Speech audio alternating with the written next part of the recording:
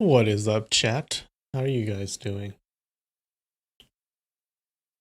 What's up, DSK? What's up, DSK? How's it going? Raimundo. Nikki, nice of you to join. Hey, Didi. Glad you could join. Wait, is the camera a little bit weird today? I think the colors are off, no? What's up, Bigfoot? Nice of you to join. Hey, Petri. You're just trying to relax before work tomorrow? That's cool. Nothing wrong with the camera, right? Why does it look weird? Hold on. Let me try to change stuff.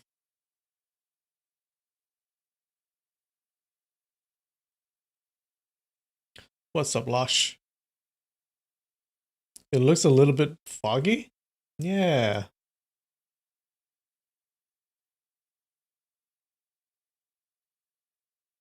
Hold on.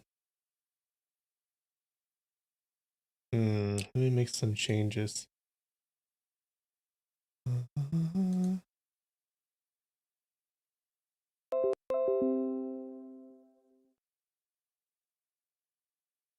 Nope, that didn't help. What's going on?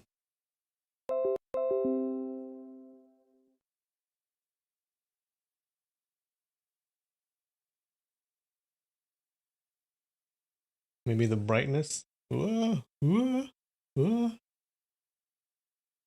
Exposure. What? Nope. I can change the FPS.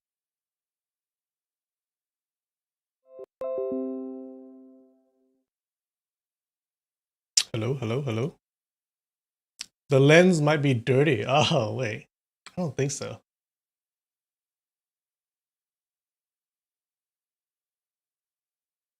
Oh my god, you're right. There was something on the lens. Who said that? Who said that? Didi, you're a genius. There was something on the lens. Oh my god. Okay, I think it looks better now.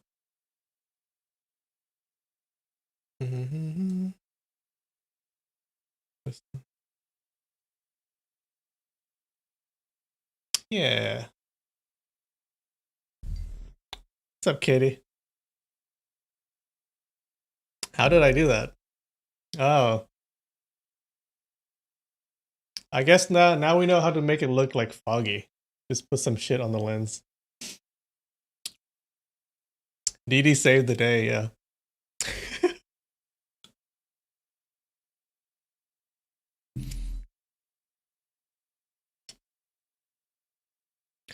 All right. Oh my god, this is a finale. This is episode 70, and even 70. And it's the season finale. We've been doing this for what, a year and a half? Has it been that long? Oh my god. It seems very short. Last year it seemed like it just flew by. What's up, Empress Mermaid? Glad you could join. You like that dream sequence lighting? Oh, now I can't replicate it. Maybe I should like put a little saliva on it. No. Doot, doot, doot, doot. All right. I have this. Ooh.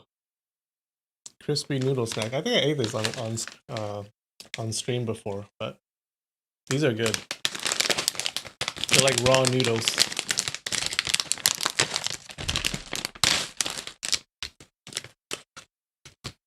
See? Ooh.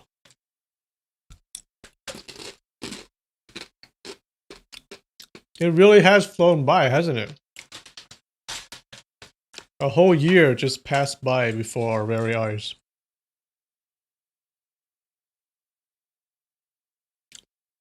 We were all strangers when this started. Yes, we were. Now we're all best friends.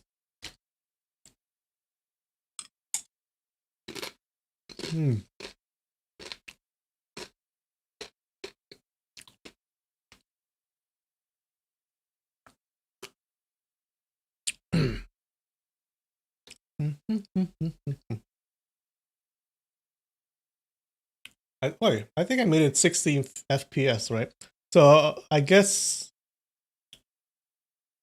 before we've always been using 30 FPS. The video, I mean. But now 60. Is it better? It seems to be better. Like my movement is smoother. Not that you need to see it anyways, but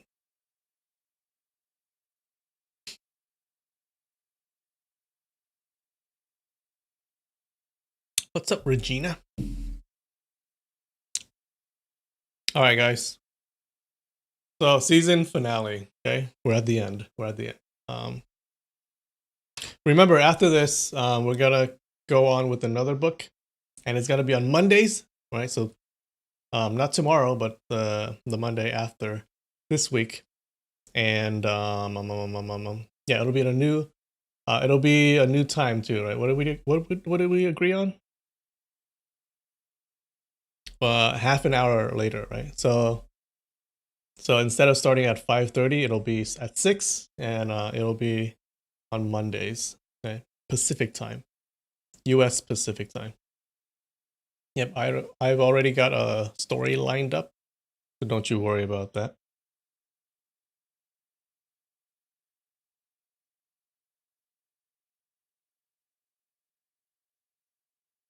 You think my lens is still foggy on top? I don't think so.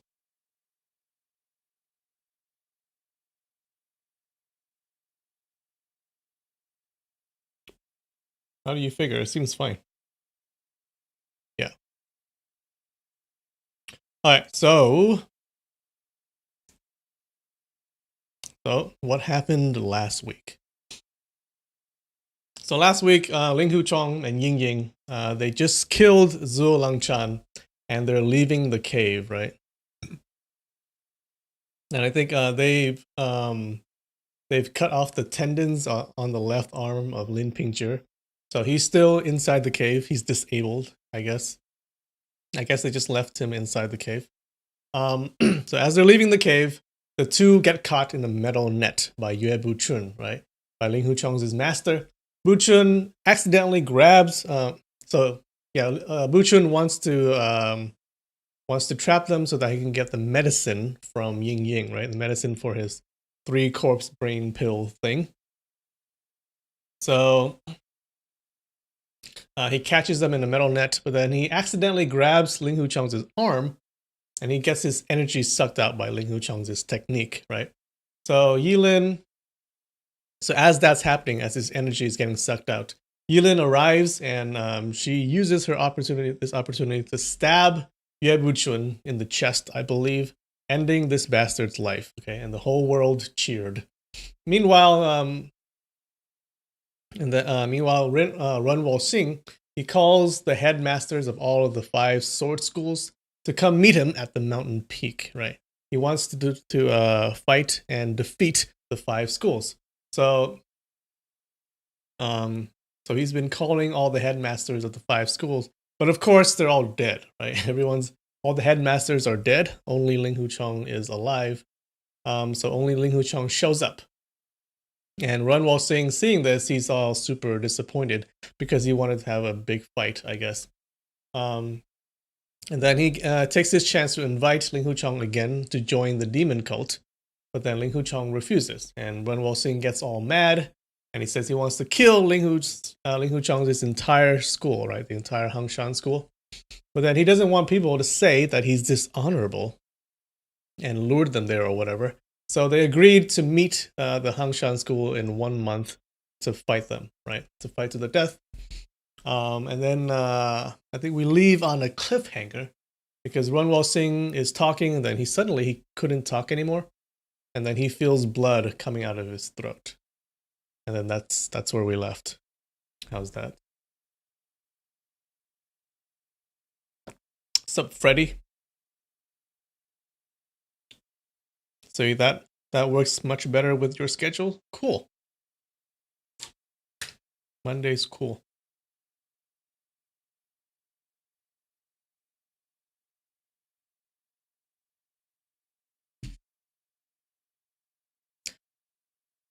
I know, Patrick. He planned for a gigantic fight, but then he had everything prepared, and then everyone, like, they all had the audacity to be dead. What the hell?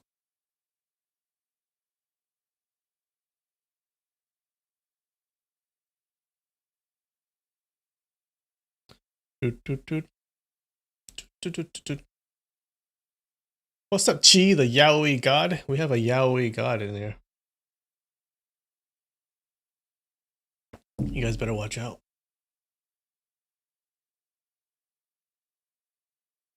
All right.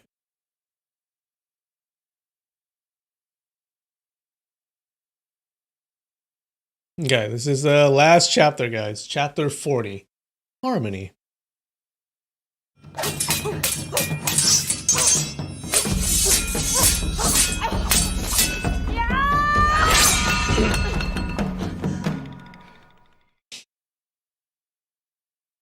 All right. So remember, he has run while sing. He has he suddenly can't talk, and he has this blood bubbling up on his throat, and he feels dizzy, and the sunshine dazzled him. Okay. Ling Hu Chong went down the mountain in a drunken state, and it wasn't until midnight that he finally woke up. When he woke up, he discovered that he was lying in the wilderness with the Hangshan disciples sitting far away to guard him, and that he was also having a splitting headache. He was thinking that he wouldn't be able to see Ying Ying ever again, and his heartache thinking about it. When their party finally arrived at Xianxing Peak on Mount Hangshan, they first went to Dingxian, Dingjing, and Dingyi Shitai's altar to report that they had taken their revenge. They anticipated the Sun Moon sect would attack any time, whether it was dawn or dusk. After the fighting finished, the Hangshan school would definitely be destroyed. They already foresaw this defeat a long time ago, and instead of worrying, they instead felt relief. Monk No Commandment and his wife, along with Yilin and Tianbo Guang, already met with them at the foot of the Mount Huashan, and they went back together to Mount Hangshan. Everyone was thinking that if they diligently practiced their martial arts, they still wouldn't be able to kill that many more people from the Sun Moon sect. So thinking that it was of no benefit to them, they simply didn't practice their sword art at all. Some people would read the scripture diligently every day, while the rest would play around the mountain. The Hangshan school originally had very strict commandments, and they had lessons day and night without any idle time. But these days, they were very relaxed. A few days had passed when they suddenly saw 10 monks walking up the Xianxing Peak. They were headed by the Shaolin Temple's abbot, Great Master Feng Zheng. Ling Hu Chong was in his living hut, drinking wine and singing songs when he suddenly heard Great Master Feng Zheng was coming. He couldn't help feeling startled and happy at the same time, and he quickly came out to welcome him. Great Master Feng Zheng saw both of his feet were bare, and he didn't even have time to put on his shoes. He smiled and said, "When the ancient people were in a hurry to welcome guests, they still had time to wear shoes, but Headmaster Ling Hu doesn't wear shoes to welcome us. Your sincerity is even more than those ancient people." Ling Hu Chong bowed to give his propriety. "When Great Master Feng Zheng comes, Ling Hu Chong has never welcomed you from afar. So I'm actually very afraid. Great Master Feng Zheng has also come." Feng Zheng smiled. Ling Hu Chong saw the remaining 8 monks all had white beards floating on their chins. When he inquired their names, he found out they were all reverend monks of the Feng generation. Ling Hu Chong welcomed all the reverend monks to enter his living hut, and they sat on the putuan. This living hut was originally Dingxian Shitai's place, and it had no dust around. But when Ling Hu Chong lived here, the whole place was filled with jugs of wine, wine bowls, and everywhere was a mess. Ling Hu Chong's face turned red, and he said, "It's messy, please don't blame me." "I came here today to pay respect to the mountain and then to discuss an important matter," said a smiling Feng Zheng. "Headmaster Ling Hu, you don't need to be so polite. He waited for it to tick before continuing. I heard Headmaster Linghu didn't accept the vice chief position in the Sun Moon sect in order to protect the Hangshan school.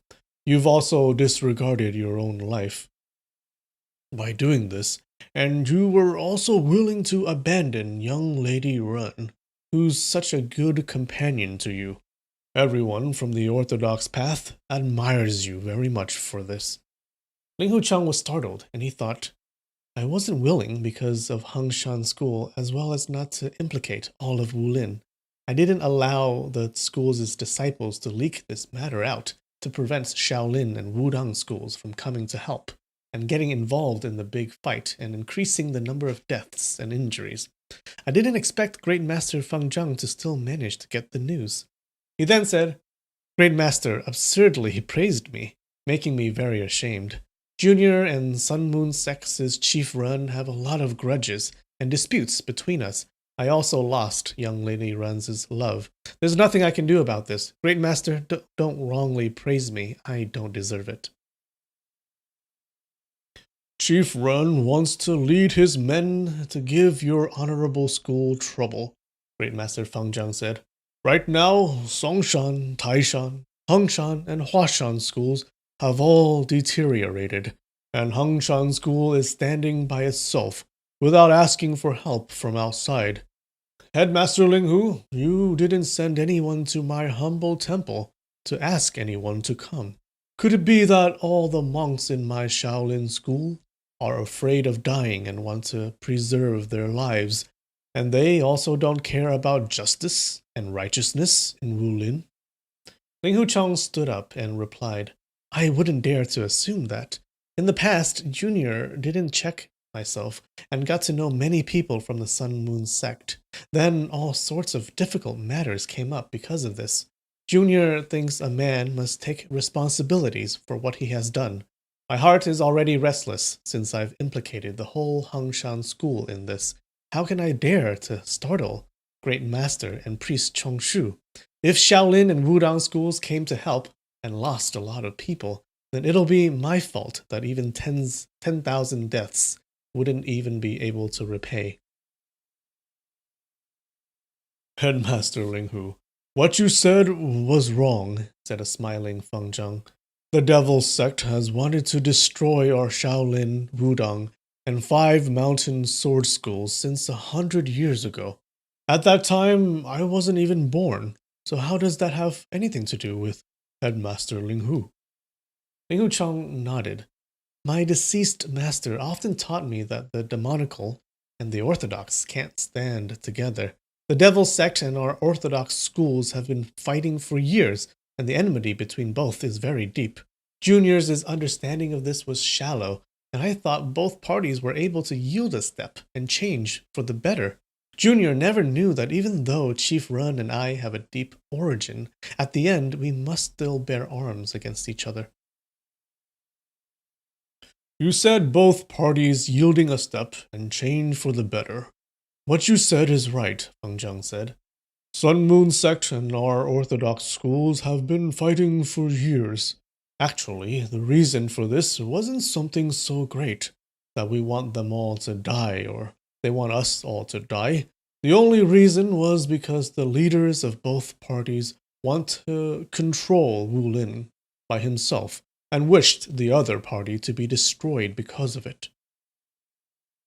That day, when Chief Chongshu, Headmaster Linghu, and I talked at the Hanging Temple, we were there because of the worry that Songshan's Headmaster Zhuo wanted to merge the 5 mountains sword schools into one. We were afraid of his wild ambition in ruling Wulin by himself. He let out a long sigh when he spoke till here.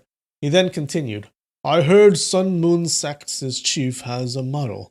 Something like, long live to chief, unify the Jianghu. Since this is already in his heart, how can Wulin have a day of peace? In Jianghu, each clan and each school has its own purpose, and they're all very different. Unify the Jianghu. This will never happen. Ling Huchang agreed with this and nodded. Great Master Abbot said it right. Chief Ren said that within a month he won't spare a dog or a bird on Mount Hangshan, Fang Zhang said. His words are like the mountain, and they couldn't be altered. Right now, the master hands from Shaolin, Wudang, Kunlun, Eimei, and Kongtong schools are already assembled at the foot of Mount Hangshan. Ah, Ling Hucheng was startled, and he jumped up. Really? All the school's seniors have come to help? I didn't know. I really should be punished. Since the Hangshan school knew that the devil sect would one day attack, no one there was feeling lucky, so they had not bothered putting up sentries and guards around the place, so much so that the sentries at the foot of the mountain had been withdrawn. Ling Hucheng continued. Reverend monks, please rest up here. Junior will lead my school's disciples down the mountain to welcome them. Fang Zhang shook his head. All the schools are on the same boat in this, and are helping each other to fight the enemy. There is no need for small talk. We've arranged everything. Yes, Ling Hucheng acknowledged, and he asked, when did Great Master Abbot find out that the Sun Moon sect wants to attack the Hangshan school? I received a letter from a senior and found out everything, Fang Zhang replied. Senior? Ling Hucheng was thinking that Great Master Fang Zhang's position in Wulin was already very high, so how could there be someone even more senior than him? Fang Zhang smiled and answered, This senior is a famous elder from the Huashan school. He once taught sword art to Headmaster Ling Hu. Grand Marshal Uncle Feng, Ling Hucheng excitedly said. Oh, the guy's still alive. The guy who taught him the Dugu 9 swords. It is, Senior Feng, Fang Zhang confirmed. Senior Feng dispatched 6 friends to Shaolin Temple to reveal what Headmaster Ling Hu said on top of the peak of the morning sun. These 6 friends speak in somewhat a roundabout manner and aren't very clear, so it's a little troublesome, and they also like to dispute what each other said. But after talking to them for a few hours and patiently listening to them, I finally understood. When he said till here, he couldn't help smiling. They're the Peach Valley 6 fairies? A smiling Ling Hucheng asked. Fang Zhang smiled. They are the Peach Valley 6 fairies. When Junior arrived at Huashan, I wanted to pay my respect to Grand Marshal Uncle Feng, Ling Hucheng happily told Fang Zhang. But many things kept coming up until I finally went down the mountain. From beginning to end, I didn't manage to see him to kowtow. I never thought he'd know everything. Senior Feng's conduct is like a divine dragon. You can see his head, but not his tail, Fang Zhang replied. He already conceals himself, living in Huashan, and when the Sun Moon sect was at Huashan going around without any fear, how could he just not care? Peach Valley 6 fairies were at Huashan to play around, and they were captured by Senior Feng and locked up for several days. Later, he ordered them to go to the Shaolin Temple to deliver the letter. Ling Hucheng thought, Peach Valley 6 fairies were captured by Grand Marshal Uncle Feng. They would definitely hide this matter and won't talk about it. But if I just talk at random about things, they'll finally reveal this. He then said, What does Grand Marshal Feng want us to do? Senior Feng was very modest in his words. He only said that he heard something unusual that needs to be told to me, Fang Zhang told him. He also said Headmaster Ling Hu is his beloved disciple, and how you resisted the Devil Sect's invitation on top of the peak of the morning sun. He really liked what he saw and wanted me to take care of you. Actually, Headmaster Ling Hu's martial art is far above mine. This word, take care, he was too serious. Ling Hucheng felt appreciative, and he bowed before saying, Great Master Abbot has been taking care of Junior more than once. You flatter me, Fang Zhang replied. When I found out about this, don't mention that Senior Feng ordered this. I would have done it myself, solely relying on the deep origin between your honorable school and my school. Also, I couldn't just put my hands in my sleeve on account of our friendship. Moreover, this matter concerns each school's survival. Once the Devil Sect destroyed Hangshan, do you think he'd let go of Shaolin and Wudang schools? That's why I immediately sent out an epistle notifying each school to assemble at Hangshan to fight to the death together against the Devil's Sect. When Ling Huchong came down from the peak of the morning sun, that day he was feeling dejected. He saw the Sun Moon Sect and felt that Hangshan School couldn't match them, so he was only waiting for the day that Run Wo Sing would attack them. Then everyone from the Hangshan School would exert themselves in resisting and fight to the death. Even though there were people who offered the idea to ask for help from the Shaolin and Wudang schools, Ling Huchong asked them, even if Shaolin and Wudang schools come to help, can they stop the Devil Sect? That person immediately shut up. Ling Huchong also said, since there's no way to help Hangshan, why should we implicate Shaolin and Wudang's disciples and make a lot of them lose their lives here? In his heart, he actually didn't want to fight with Run Wo Sing and Xiang Wenxian. Also, when his hope of marrying Ying Ying disappeared, he unwittingly tortured himself and felt his life in this world was no longer useful and that it was better if he died first.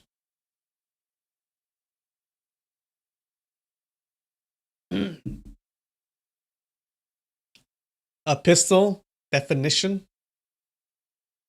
A pistol would be a message, I believe. He sent out a message, like a letter. Oh, shit.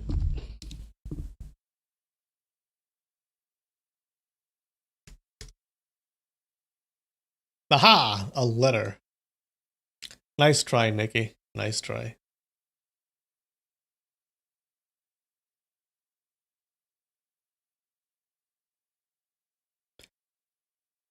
Can I make another video about the Dojoji temple? Yeah, I can. I'll think about it, okay? I'll put it on my notes.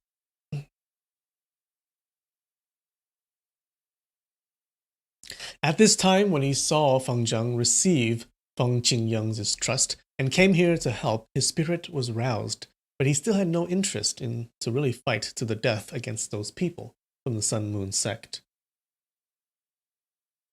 At this time, when he saw Feng Zheng also said, Headmaster Ling Hu, Buddhists have mercy in their heart, and I'm not a brave person who would fight violently. If this matter can be settled in a friendly manner, then of course it's the best. But if we yield a step, then Run Wo Xing would advance a step. We can't yield in this matter at all, or Chief Run will annihilate each school from the orthodox path.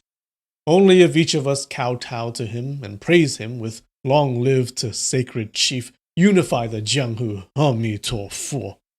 In his long live to sacred chief, unify the Jianghu, he added the word Amito Fu. It was really comical, and Ling Huchong couldn't refrain from smiling.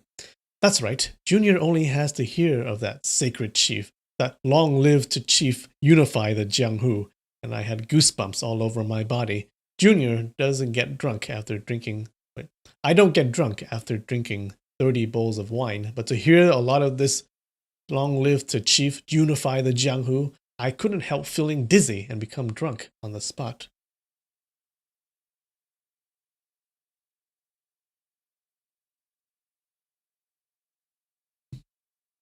Feng Zhang smiled.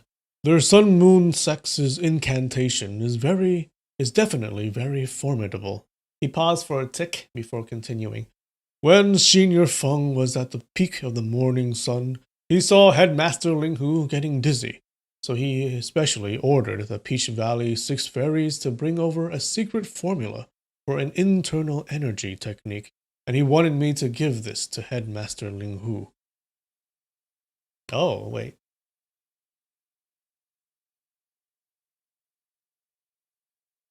The Peach Valley 6 fairies don't speak clearly, but when it came to telling me the inner energy technique, they became clear. It was really rare. I think Senior Feng must have forced them to memorize this until they're very familiar with it. Headmaster Linghu, please lead the way to the inner hall so I can impart to you this technique. Oh, I think this is a technique to cure his remember he has that energy sucking technique, but it has a fatal flaw, right? That he might die at some point because of that technique. So I think this is a way to fix that technique so that he doesn't die, I believe. Ling Huchong respectfully led Great Master Feng Zheng into a quiet room. This was the formula that Feng Qingyang had asked Feng Zheng to impart to him, so it was as if he had come personally to impart it to him. He immediately knelt in front of Feng Zheng and said, Grand Marshal Uncle Feng treats disciple with so much kindness. Feng Zheng didn't decline his modesty and received his respect. Senior Feng has a lot of expectation on Headmaster Ling Hu. He hopes you can practice diligently according to this technique. Yes, Ling Huchong replied. Disciple will do as ordered. Feng Zheng slowly read aloud the formula for the technique while Ling Huchong tried to memorize it. The formula wasn't that long. From beginning to the end, there were only around 1,000 words. When Feng Zheng finished reciting it, he wanted Ling Huchong to remember it. After some time, he recited it again. In total, he recited it 5 times. Ling Huchong was able to memorize it and recited it from the beginning to the end without mistake.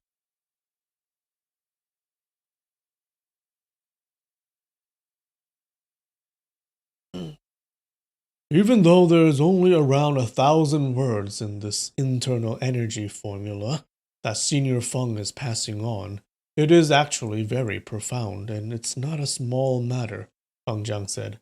We're good friends. Please forgive me for speaking frankly. Headmaster Ling Hu's sword art is profound, but it seems you're not too good at internal energy technique. Junior only knows some trivial things about internal energy, Ling Huchong replied. If Great Master doesn't mind, I still like to ask for some pointers. Feng Zhang nodded.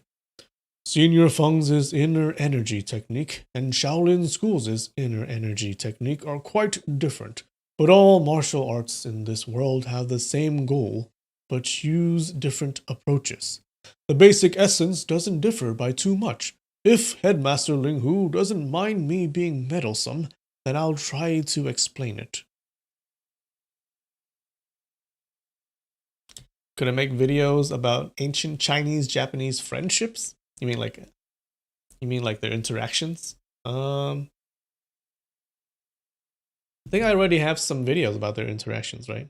In the ancient days. But I'm sure as we go on with the history series, we'll have more of that. We'll have more of that stuff.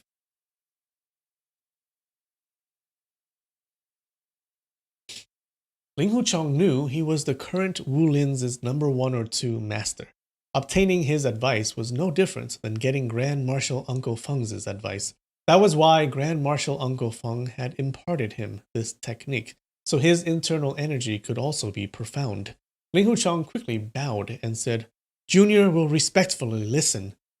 Junior will respectfully listen to Great Master's instructions. You flatter me, Feng Zhang replied.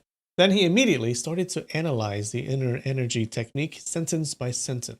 And he also told him all kinds of different things like breathing, energy movement, tuna, which is apparently a breathing method. Tuna? Okay. And the method to move the energy. Ling Huchong had learned the formula by heart, and he originally remembered it very well. But when Great Master Feng Zhang was analyzing the formula, only then did he realize how each sentence contained numerous refined principles. Ling Huchong had a high level of comprehension, but each sentence of this refined inner energy technique took him a long time to understand. It was good that Great Master Feng Zhang was there to explain it to him in detail, that he was able to take a peek into the marvelous realm of martial arts study that he had never experienced before. He let out a long sigh and said,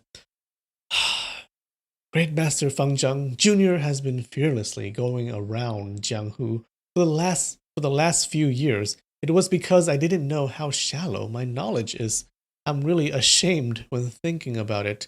Junior doesn't have much longer to live, and unable to practice the wonderful inner energy technique passed down by Grand Marshal Uncle Feng.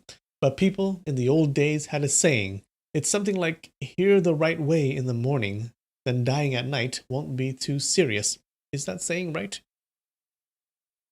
If a man in the morning hears the right way, he may die in the evening without regret.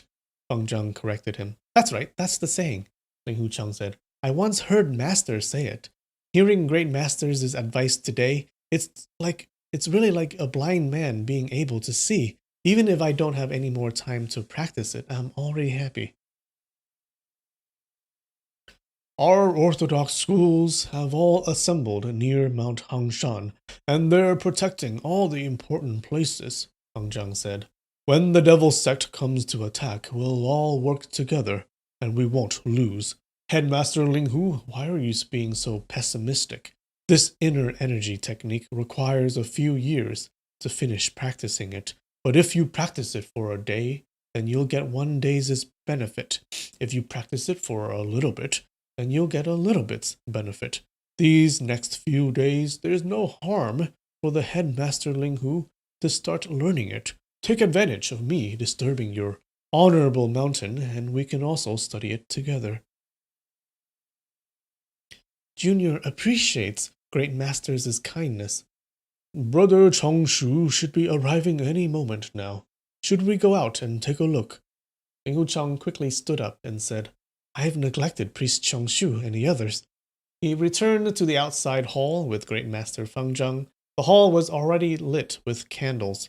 When the two of them were discussing martial arts, more than 6 hours had passed, and the sky had turned dark a long time ago.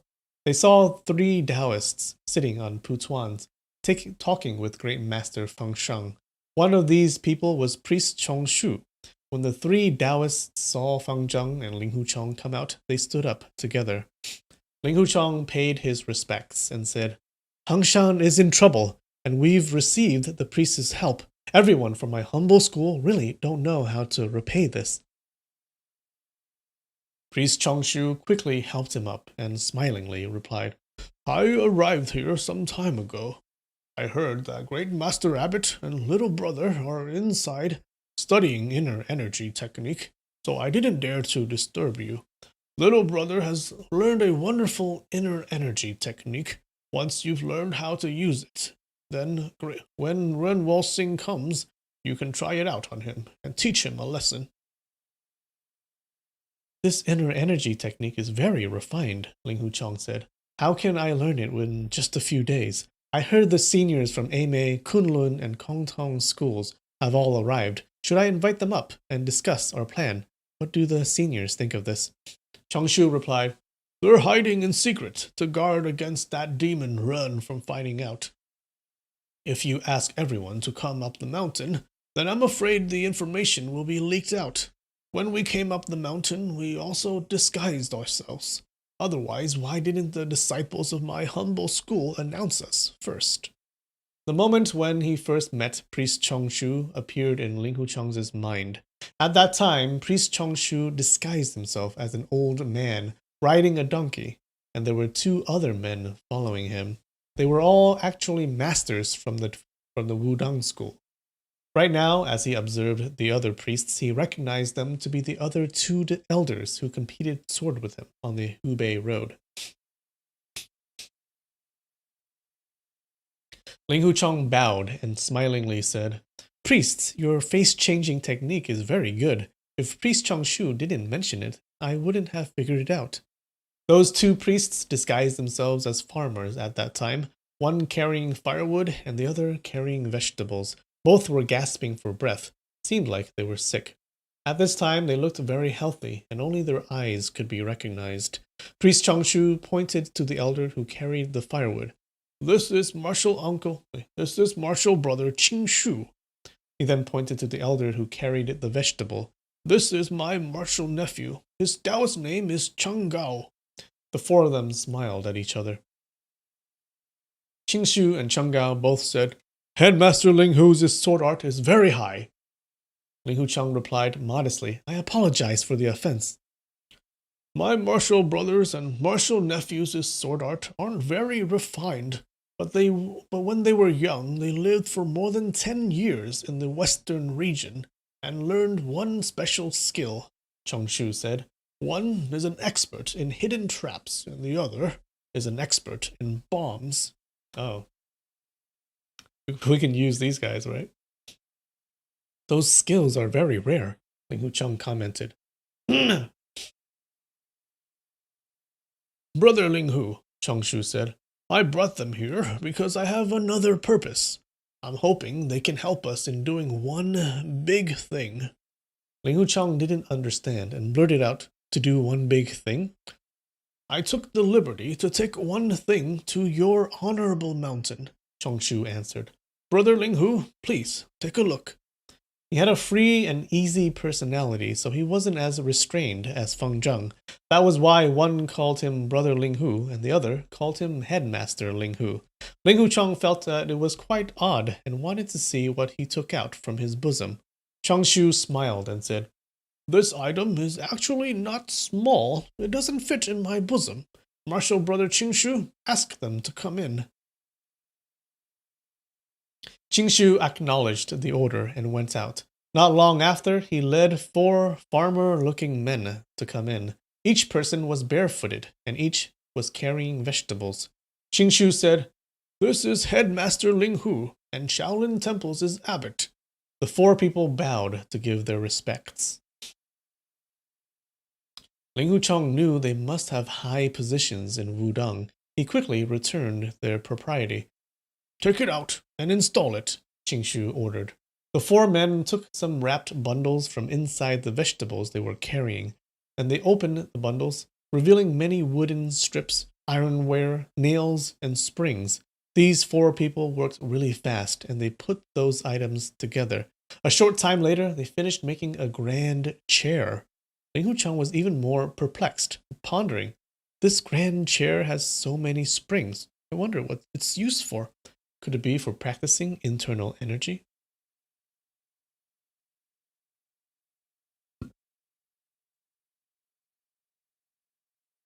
You love how Ling Hucheng drunkenly stumbled through this whole story and came out to be almost godly by the end. Yeah, true. He's like this. He's almost like the most powerful person in the world now, right? And if he learns this internal energy technique, he's probably gonna be like at the top. I don't know. IKEA. They bought him a chair from IKEA. Okay. After installing the chair, the 4 men took out 2 more wrapped bundles. These bundles contained the chair cushion and the chair cover, which they put on the grand chair. Inside the quiet hall, man, they put this thing together really fast.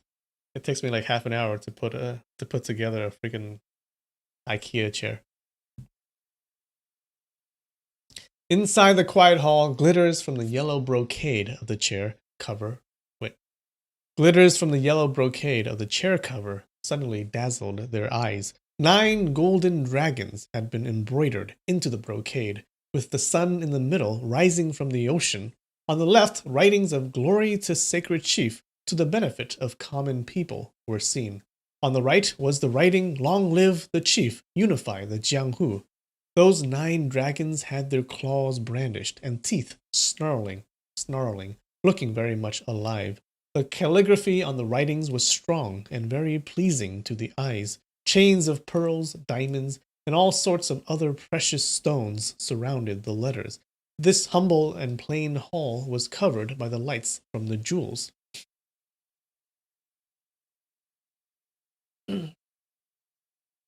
Define brocade. Brocade is just cloth, I believe. So the yellow cloth of the chair cover. Like fabric. Or a tech company. Yeah, rich fabric woven with blah, blah, blah, with a pattern.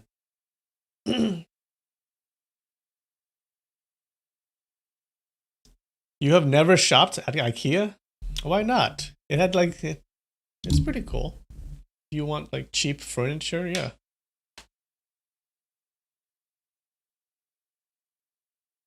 Not all of us have money, okay?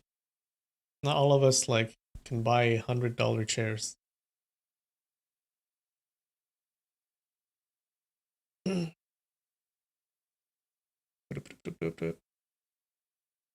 Ling Huchong clapped to cheer as he thought of Chongshu saying that Qingshu was once in the western region learning to make hidden traps. He said, "When Chief Run sees this precious chair, he'll definitely sit in it. Then the traps in the chair will be sprung and take his life. Am I right?" Chongshu whispered back, "Oh, so it's a trap." Run Wo Sing can respond really fast, and his movement is like lightning. Even if the chair has a trap, he'll feel something's not right and jump up immediately. He won't be able to injure him then. We won't be able to injure him then. This bottom of the chair has been installed with a fuse and a pack of explosives. Once he said this, the faces of Ling Huchong and all the monks from the Shaolin temple changed color. Feng Zhang prayed, "Ami to Fo." The benefit of this trap is that anyone can sit on it without anything happening, Chongshu explained. You need to sit for a while before the fuse is triggered. That Run Wo Sing is a skeptical person, and he's also very careful. When he sees this kind of chair on the Xianxing Peak, he definitely won't sit in it straight away, and will get one of his subordinates to sit on it first. The covering on this chair has those gold dragons around the sun. There's also those "Long live the chief, unify the Jianghu" words, so anyone from the devil sect won't sit on it for too long, but once Run Wo Sing sits on it, he won't give it up.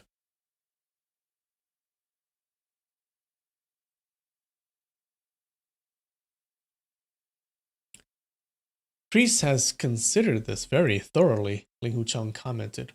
Martial brother Ling Qingshu has also prepared something else, Chongshu said. If Run Wo Sing doesn't sit and told people to take the cover and cushion off and even tear the chair apart to have a look, then the fuse will be triggered. Martial nephew Cheng Gao has brought 20,000 caddies of explosives to this precious mountain.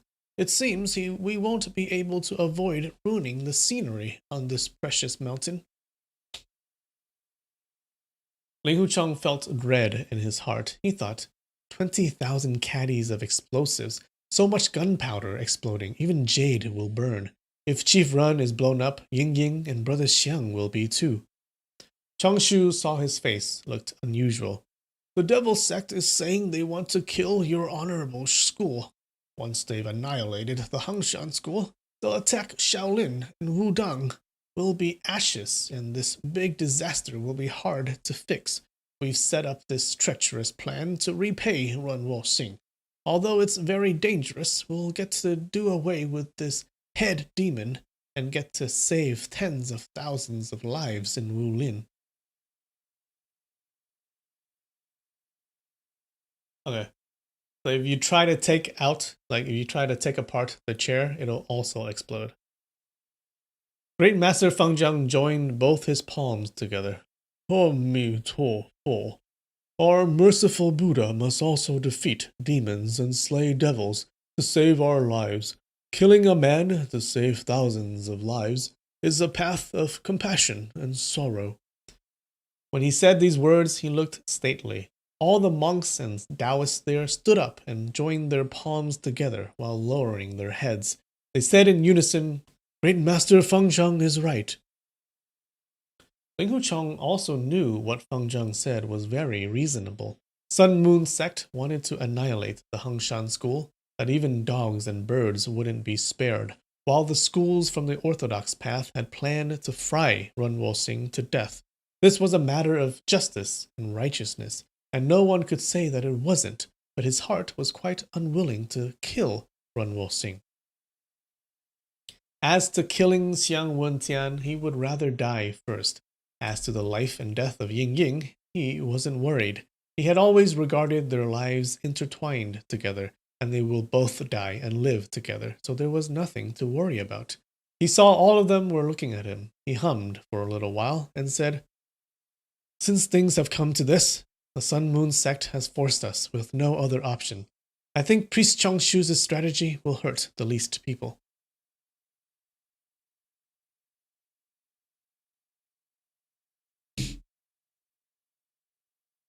"Brother Linghu said it right," Chongshu praised. "It hurts the least people. It's exactly what I was looking for." "Junior is young and my knowledge is shallow," Linghu Chong replied. "The matter on Hangshan today, I'd like to ask Great Master Feng Zhang and Priest Chongshu to preside over this big operation. Junior will lead my school's disciples and follow the plan." Chongshu laughed. I don't deserve it. You're the master on Hangshan. How can Brother Abbot and I, as guests, snatch the host position?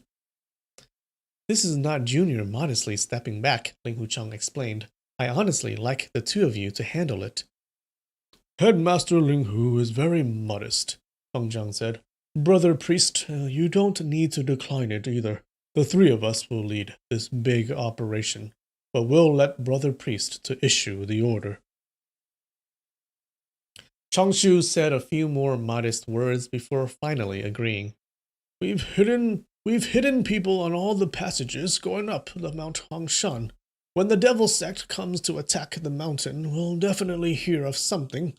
That day, when Brother Linghu led people to attack Shaolin Temple, we followed Zhuo Langchan's plan and left an empty city. Linghu Chang's face turned slightly red. Junior made a big disturbance. I'm still terrified by it. Changshu laughed. "I've never thought the enemy from the past would become today's friend. We can't use that empty city plan again, as it will raise Run Wolsing's suspicion. From my humble view, the whole Hangshan school should defend on top of the mountain, with dozens of people from the Shaolin and Wudang schools. You must understand that when the Devil Sect attacks, and if they can't see anyone from Shaolin and Wudang coming to help, then it would go against reason. This bastard, Run Wolsing, would be able to guess something is up." "That's right," Fang Zhang and Ling Hucheng replied in unison. "The rest of the schools like Kunlun, Eimei, and Kong Tong don't need to reveal themselves," Chongshu went on. "They will hide inside the mountain caves. When the Devil Sect comes to attack, Hangshan, Shaolin, and Wudang schools will fight back, and the fight must look real. The people we send out must all be first-class fighters, and the more we kill, the better, while trying not to get harmed ourselves." Fang Zhang sighed. "The master hands from the devil sect are like the cloud and the master hands from the devil sect are like the cloud, and they must have been preparing for this. This coming fight will have a lot of deaths and injuries from both sides. We'll look for some cliffs and prepare ropes. When we see that we're no longer their match, we'll use the ropes to go down to the valley and make it hard for the enemy to chase us," Changshu said. "After Run Wolsing has gained his victory, then he'll see this precious chair. Of course he'll be complacent and sit on it. When the explosives are triggered, that old demon Run will find it impossible to escape without wings. We'll follow this with exploding the 32 landmines along the 8 routes going up Mount Hangshan. The Devil Sect will find no way to go down the mountain then." "32 landmines?" Ling Hucheng queried. "That's right," Changshu answered. "Marshal nephew Chang Gao will go early tomorrow morning and go to the important spots of the route going up the Mount Hangshan. At each route, he's going to pick the 4 most important spots and bury the landmines there. When the landmines go off, there'll be no route going up and down the mountain. There'll be around 10,000 people from the Devil Sect going up Mount Hangshan, and all 10,000 of them will die of starvation. If 20,000 go up the mountain, then 20,000 will die of starvation. We've learned Zhuo Langzhan's old plan, but this time we won't let them escape from a tunnel."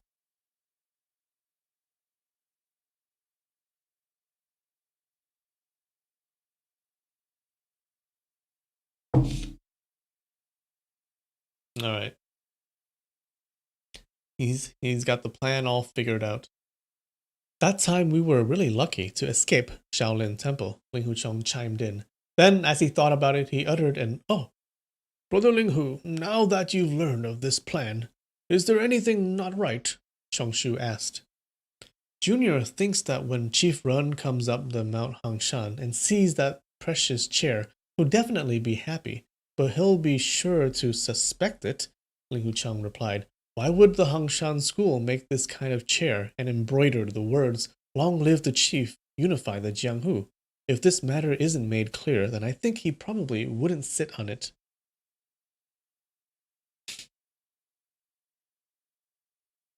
I've also thought of this point, Chongshu answered.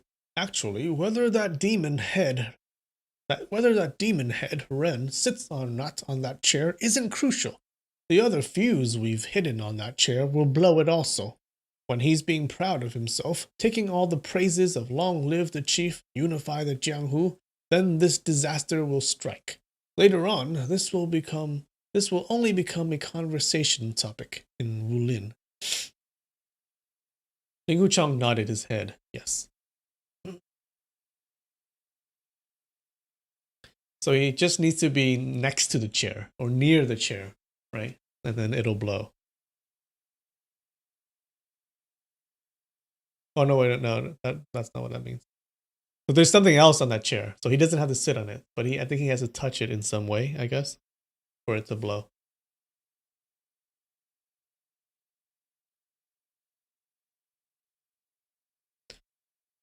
Marshal uncle, Priest Chung Gao interrupted. Disciple has an idea. I'm not sure if it's feasible. Say it out, Chongshu said, smiling. Ask Great Master Abbot and Headmaster Ling Hu for their advice.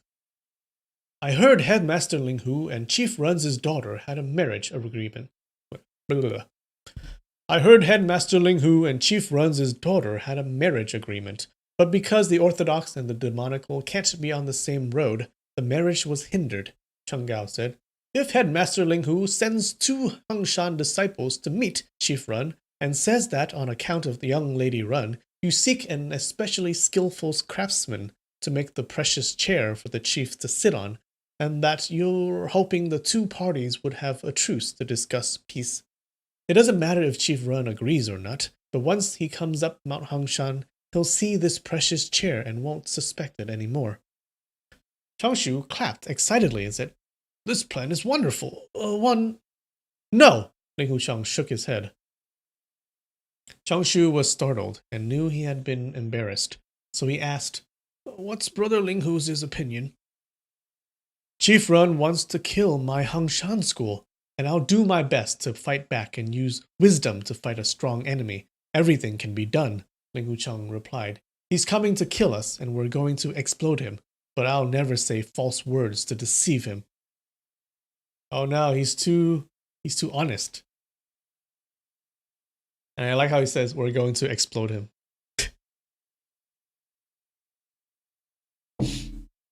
He's coming to kill us, and we're going to explode him. Good, Changshu praised. Brother Ling Hu is frank, very admirable. Whatever we do, whether that demon head Run suspects us or not, he only has the intention of harming people to come up Mount Hangshan, so we're going to make him suffer. After that, they discussed the details on how to defend, how to fight, how to cover up their ambush, how to retreat, and how to blow up the landmines. Each of these points was decided on. Chongshu was very meticulous, and he was afraid he might have underestimated the enemy, so he dispatched another person to back up the person responsible for blowing up the landmines. On dawn the next day, Ling Huchang guided them to look at the lay of the land. Qingshu and Cheng Gao selected the places to bury the landmines, prepared the fuses, and hid sentries to guard these places. Chongshu and Ling Huchang chose 4 rugged spots to make their retreats. Fang Zhang, Chongshu, Ling Huchang, and Fang Sheng would each guard 1 spot, and they wouldn't let any enemy come near them. When the defenders were exhausted, they would be let down by ropes towards the valley down below. The last people to get to the valley below would use their swords to cut the ropes and not let the enemies chase after them. On the same day that afternoon, 10 people from the Wudang school disguised themselves as farmers and wood gatherers. Under Qingshu's and Chenggao's directions, they planted the explosives. Hengshan school disciples guarded each entrance to the mountain to prevent idler from going up. Wait. Hengshan school's disciples guarded each entrance to the mountain to prevent idler from going up the mountain? What does that mean? Idle? That is what? Hengshan school's disciples guarded each entrance to the mountain to prevent idler from going up the mountain. Chat, what does that mean? I don't think they mean idler. I think that's a wrong word.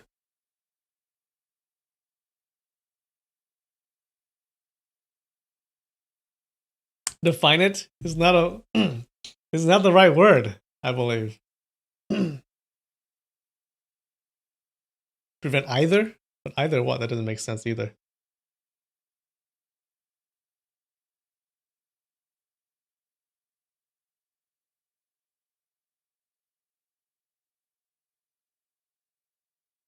Define it?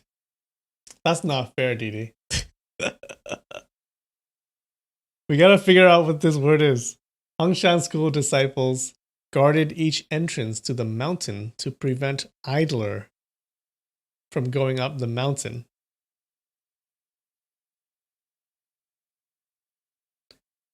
Well, an idler, I guess, would be a person who's idling. So a person who's like standing around doing nothing. That's an idler in my mind, but I don't know if that fits this sentence.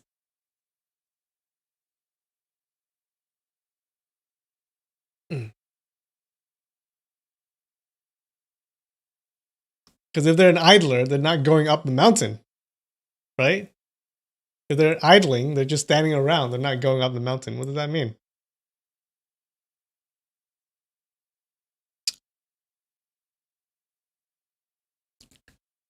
Idler, okay.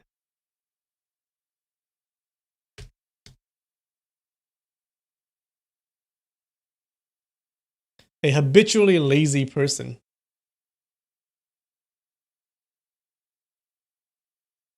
To prevent idler? That doesn't make sense either, right?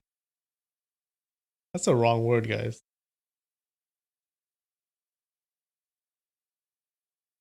A pulley that transmits no power but guides or tensions a belt or rope.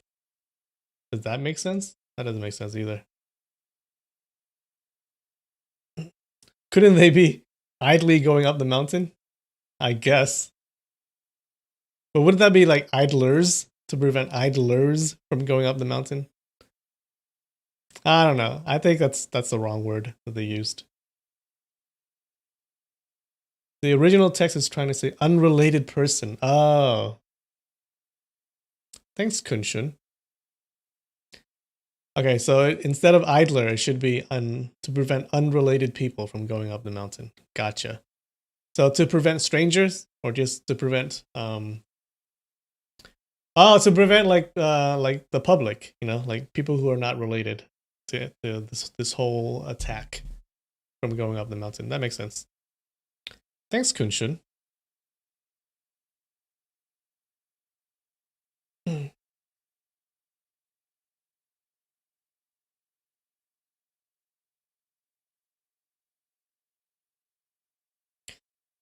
Alright, to protect against the Sun Moon sect from scouting the area and finding out all the secrets. After wait.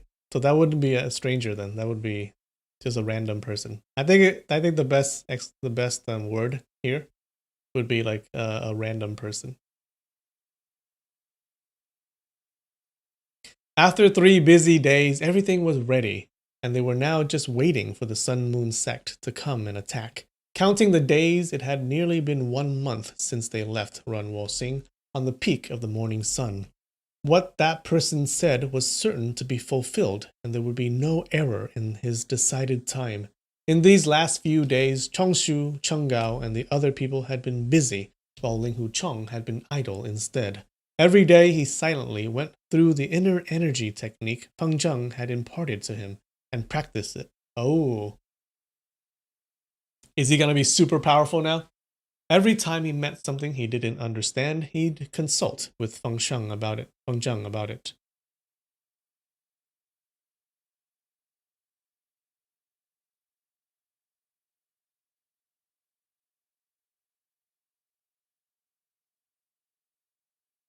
On the afternoon of that day, Yihe, Yiqing, Yilin, Zheng'e, Qinjuan, and other female disciples were practicing sword at the sword training hall, while Linghu Chong was at the side giving advices. He saw that even though Qinjuan was still young, she quite understood the essence of the sword art. He praised, "Martial's sister Qin is very bright. You already had the knack for this move, but..."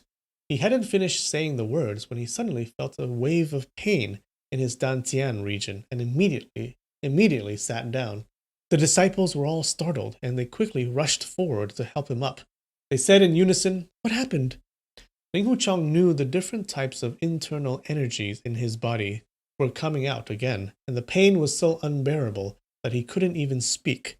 The disciples were all in confusion when suddenly a flapping sound and two pigeons came flying in from the window. "Aiyo!" they cried out in unison. Hangshan School kept many a letter pigeons. When Dingjing Shutai was at Fujian, and when Dingxian and Dingjing Shutai were surrounded at the Dragon Spring Sword Forging Valley, they had dispatched these letter pigeons to ask for help. Now the two letter pigeons flying through the window were from the school's disciples, who were guarding at the bottom of the mountain, and there were red paint daubed at their backs. With a glance, they knew the assault from the Sun Moon sect had arrived. Oh, they're coming. They're coming. Since the great master Feng Zheng and priest Chongshu arrived at Mount Hangshan, the disciples had been strong helpers and arrived, and everything was already prepared, and they were relieved. But unexpectedly, during this urgent time, Linghu Chong had fallen sick. Yiqing called out, "Yichu, Yi Wen, Martial Sisters, go report to Great Master Feng Zheng and Priest Chongshu." Both of them acknowledged the order and went. Yiqing also said, "Martial Sister Yihe, please ring the bell." Yihe nodded her head a few times before flying out of the hall to go towards the bell tower. Sounds of tung, tung. Oh, we have a sound. Wait. Sounds of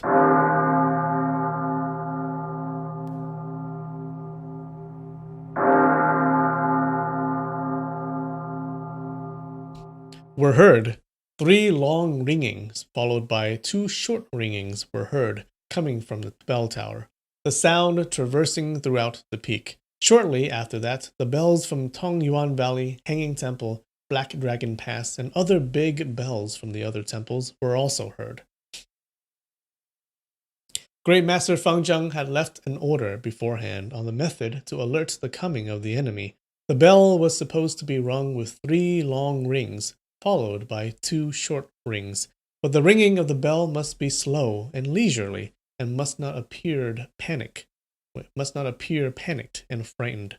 However, with Yihe being completely worried, and even though there's the word peace in her Buddhist name, her behavior was anything but peaceful, and the sound of the bell still showed her worry and impatience. Hangshan School, Shaolin School, and Wudang School quickly moved according to the pre-arranged plan. Each of them moved to their spots to prepare in welcoming the enemy. In order to lower the casualties, no guard was placed in the passages between the foot of the mountain and the top of the Xianxing Peak, and the gate was opened wide to let the enemy come through. Once the enemy arrived at the top of the peak, then the fighting will be joined. After the bell sounds stopped, the chirpings of birds had become quiet around the peak. The experts from Kunlun, Eimei, and Kongtong schools all hid below the peak, waiting for the devil sect people to all go up the peak. Once they received the order, they will cut off the retreat of the devil sect.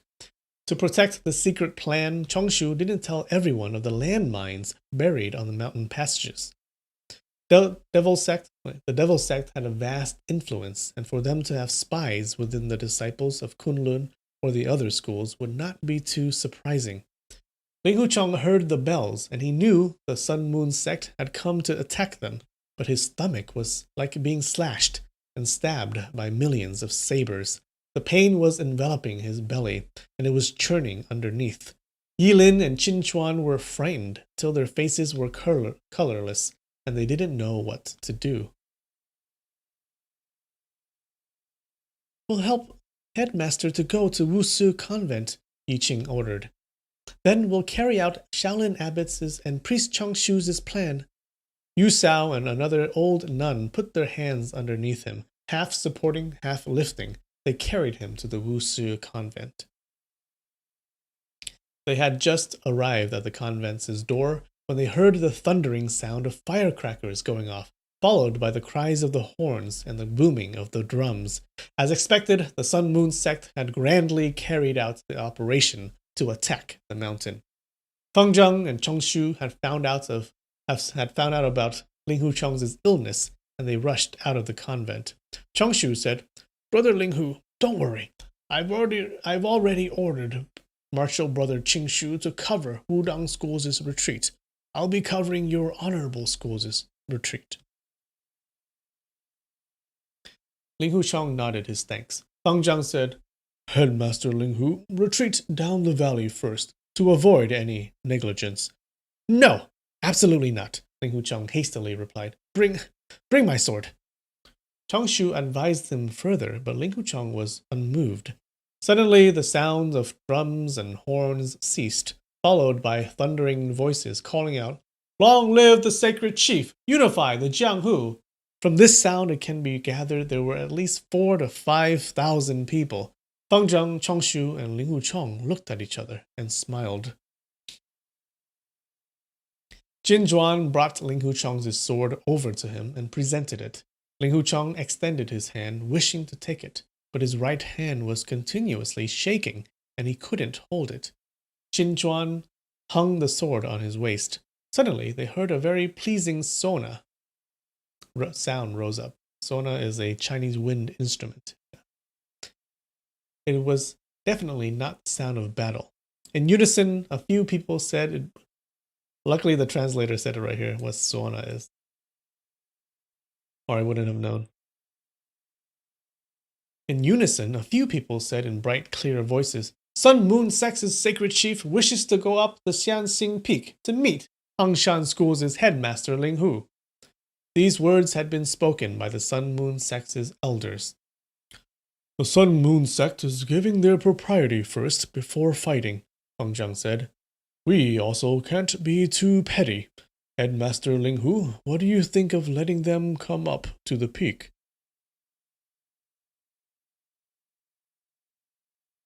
Ling Huchong nodded his head a few times.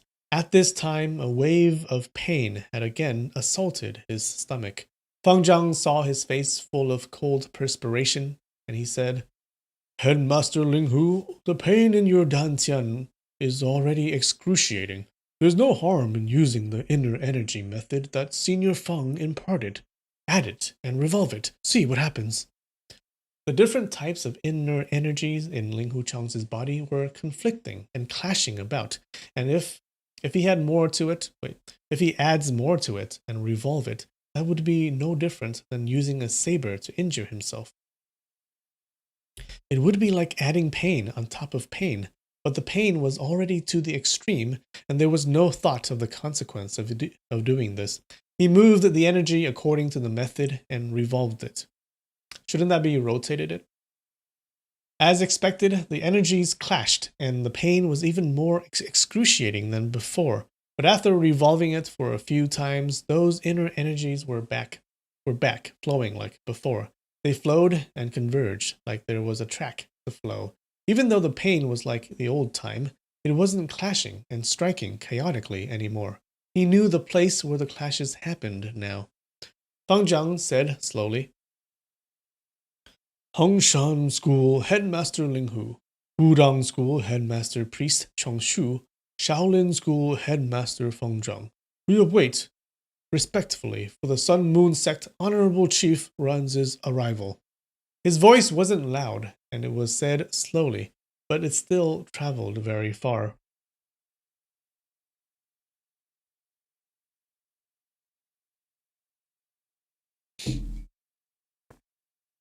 Ling Hucheng was effective in moving his inner energy. He now sat cross-legged, eyes observing the nose observing the heart. His left hand touched his chest, his right hand embraced his stomach, following the method that Feng Zhang had imparted to him, which he had practiced earlier. He had only learned this technique for a few days, and even though Feng Zhang had spoken to him every day in detail about it, his practice of it was still very shallow. But under the guidance of this method right now, these different inner energies were unexpectedly able to gradually merge. He didn't dare to be negligent, so with rapt attention, he revolved his inner energy. In the beginning, he was still able to hear the sound of drums and horns, but at the end, he couldn't even hear anything. Feng Zhang smiled, seeing Ling Hucheng was concentrating on practicing martial arts. He heard the drums were thundering, and the Sun Moon Sect people shouted, Sun Moon Sect, cultured and kind warrior, benefiting the common people, the honorable sacred chief, is going up Hangshan. After some time, the sound of drums gradually got nearer. The path coming up to Xianxing Peak was very long, and although the Sun Moon Sect people walked really fast, after some time the sound of drums had only arrived at the middle of the mountain. The Orthodox sect warriors hiding around the Mount Hangshan were all secretly scolding. Rotten honorable chief, still not dead yet. What the heck are you doing making lots of noise around here? The people who were to welcome the enemy had all their hearts bouncing wildly. Each of them had originally predicted the Devil's Sect people would kill their way up, and they would immediately engage in a fierce battle. After killing a score of the sect's people and waiting for more enemies to arrive on top and becoming even stronger, they would then escape down the valley. But they never expected Run Walsing to act like an emperor going on a tour and making a lot of noise as he came up to the peak. It was inappropriate for them to start their operation, but they had to detain their hearts harder from doing so. After a long time, Ling Hucheng felt the various inner energies in his Dantian region had slowly been pushed down, and the pain was gradually decreasing. His heart calmed, and he immediately thought, Chief Run wants to come up to the peak? Ah, Ling Hucheng gasped, and he jumped up. Feeling better? Feng Zhang asked, smiling. Fighting yet? Ling Hucheng queried. Not yet. Very good, Ling Hucheng said. With a hiss, he drew his sword. But he saw Feng Zhang and Chong Shu were not holding any weapons, while Yihe, Yiqing, and the other disciples were lining up in rows in front of the Wusu convent, quietly in Hangshan school formation, with their swords still sheathed and hanging on their waists. He guessed that Ron Walsing hadn't arrived on the mountaintop yet, and that he had been too anxious, so he laughed aloud and put his sword back into the scabbard. He then heard the sound of sona and drums ceased, and the sounds of flute and hu chin rose up. He thought, Chief Run is so pretentious, coming up the mountain personally, accompanied with live music. The more pretentious he was, the funnier Ling Hucheng thought it was.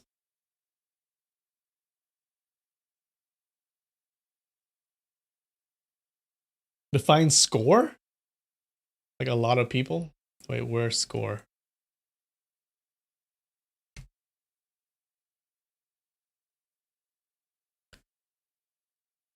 I have a feeling a score.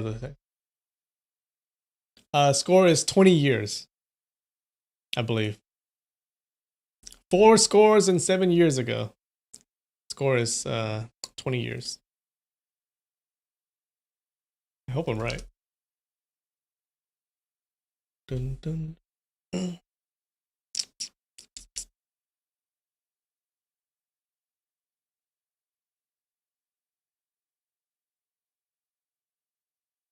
Yeah, a group or set of 20, or about 20.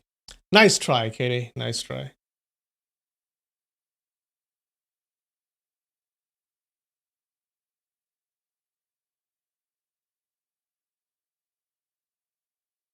As the music played on, two lines of the Sun Moon sect were seen coming up the peak, pair by pair. Their eyes were dazzled, seeing the sex's people wearing brand new, dark green, full bodied gowns and white belts around their waists. The 40 people in front were each carrying a tray with a satin cloth on top, which held something. Unexpectedly, these 40 people weren't carrying any sabers or swords on their waists. Once the 40 people reached the peak, they stopped far away. They were followed by a group of 200 people. Wait. They were followed by a group of 200 musicians who were also wearing full-bodied gowns and continuously playing their flutes. The ones coming up after them were trumpeters, drummers, big and small gongs, cymbals and bells, and all other types of musicians. Ling Hucheng found this interesting, and he thought, when we fight, there'll be gongs and drums to accompany us. Isn't this just like fighting on a stage play?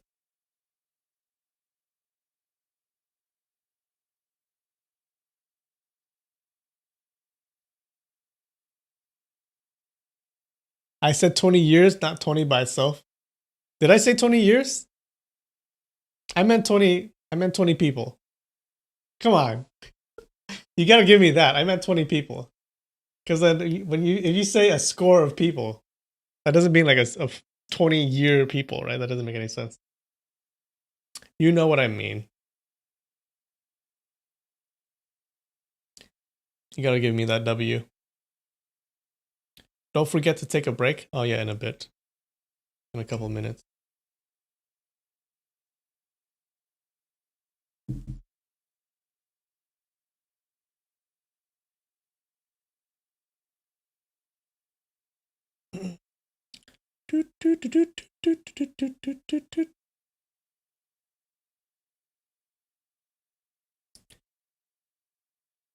I said years. I meant people. I meant people. Guys.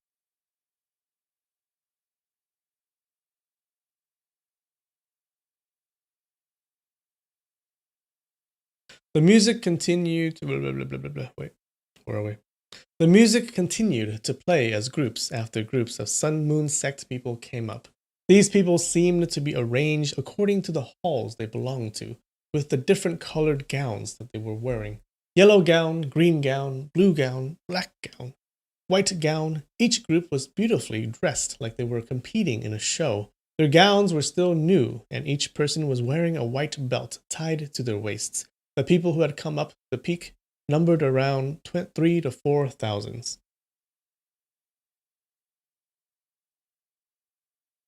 Changshu thought, they're not organized yet. We can take advantage of this and start killing them. This will be to our advantage. But they're playing a trick, wanting to give propriety first before fighting. If we move now, we will be very rude. He then saw Ling Hucheng was chuckling without care, and Fang Zheng was staring but not looking, and maintaining his composure. He thought, if I seem frightened, it's because my meditation isn't enough.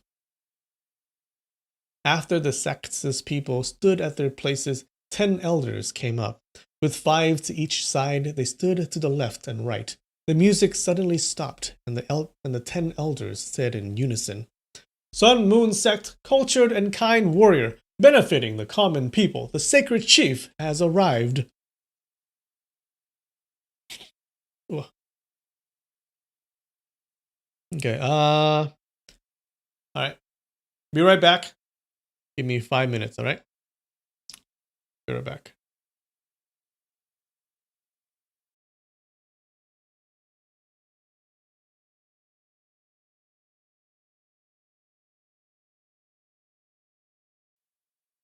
Man, that song was way too short. Alright, we're back.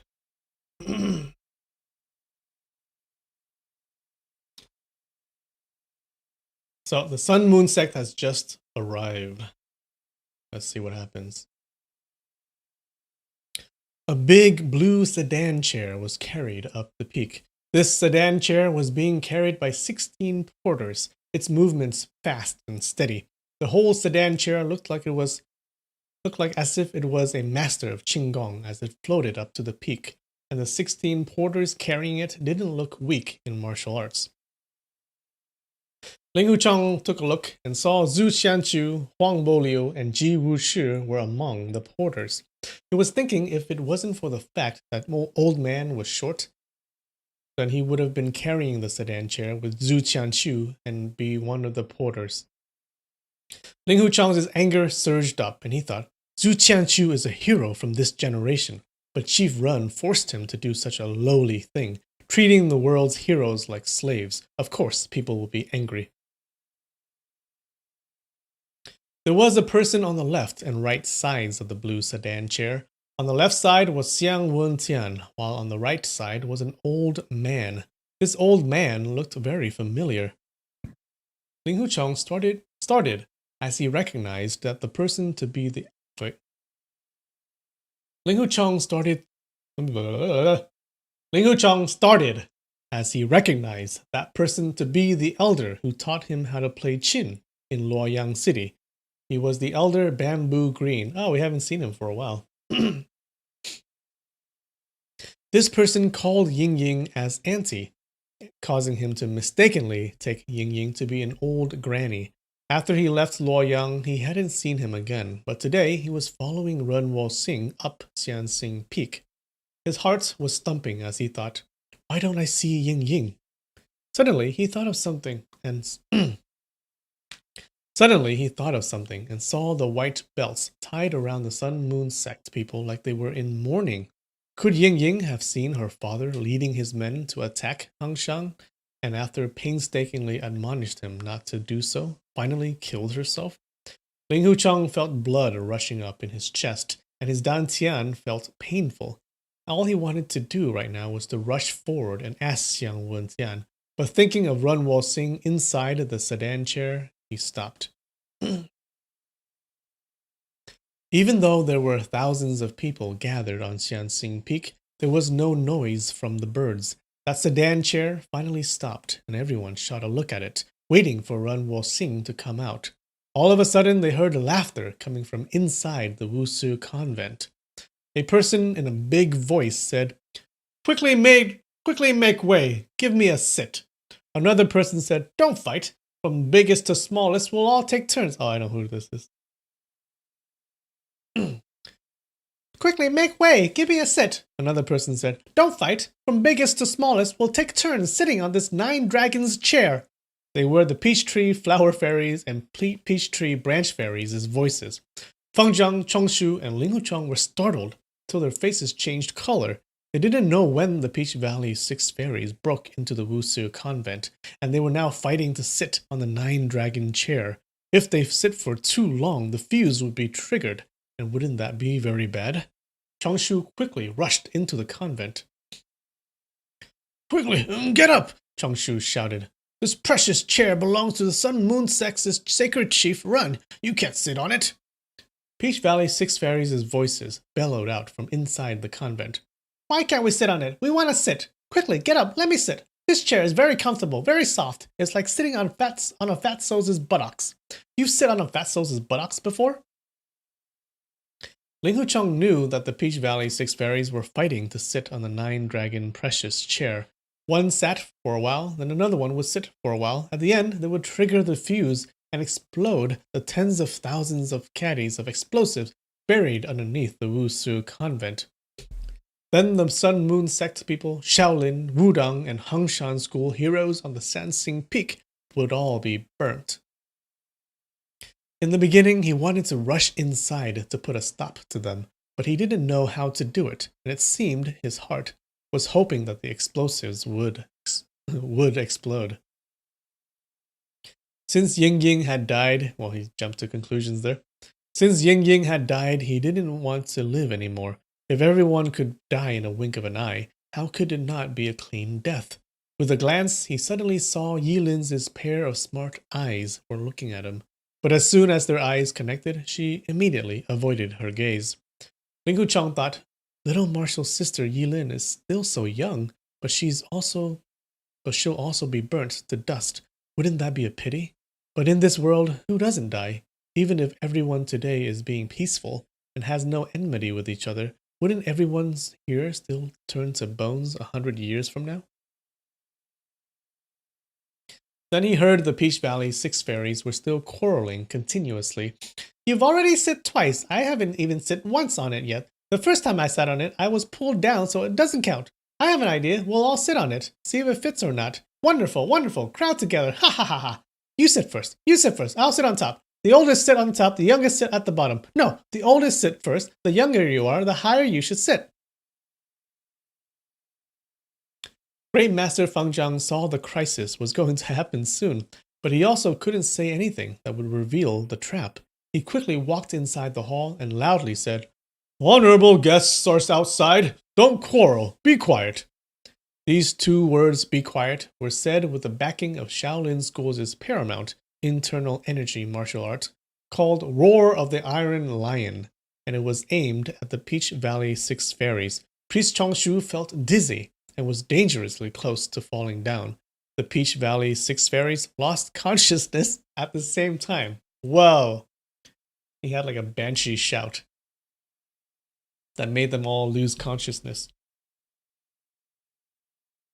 Chongshu was happy and his hands moved like the wind to lift the 2 people sitting on the chair. This was followed by sealing the acupoints of those 6 people and throwing them beneath the Guanyin's offering table. He then stooped down beside the chair and heard no unusual noise. His hands and legs felt weak, and his head was perspiring heavily. If Feng Zhang had come in just a bit earlier, then the fuse would have been triggered, and everyone would have died.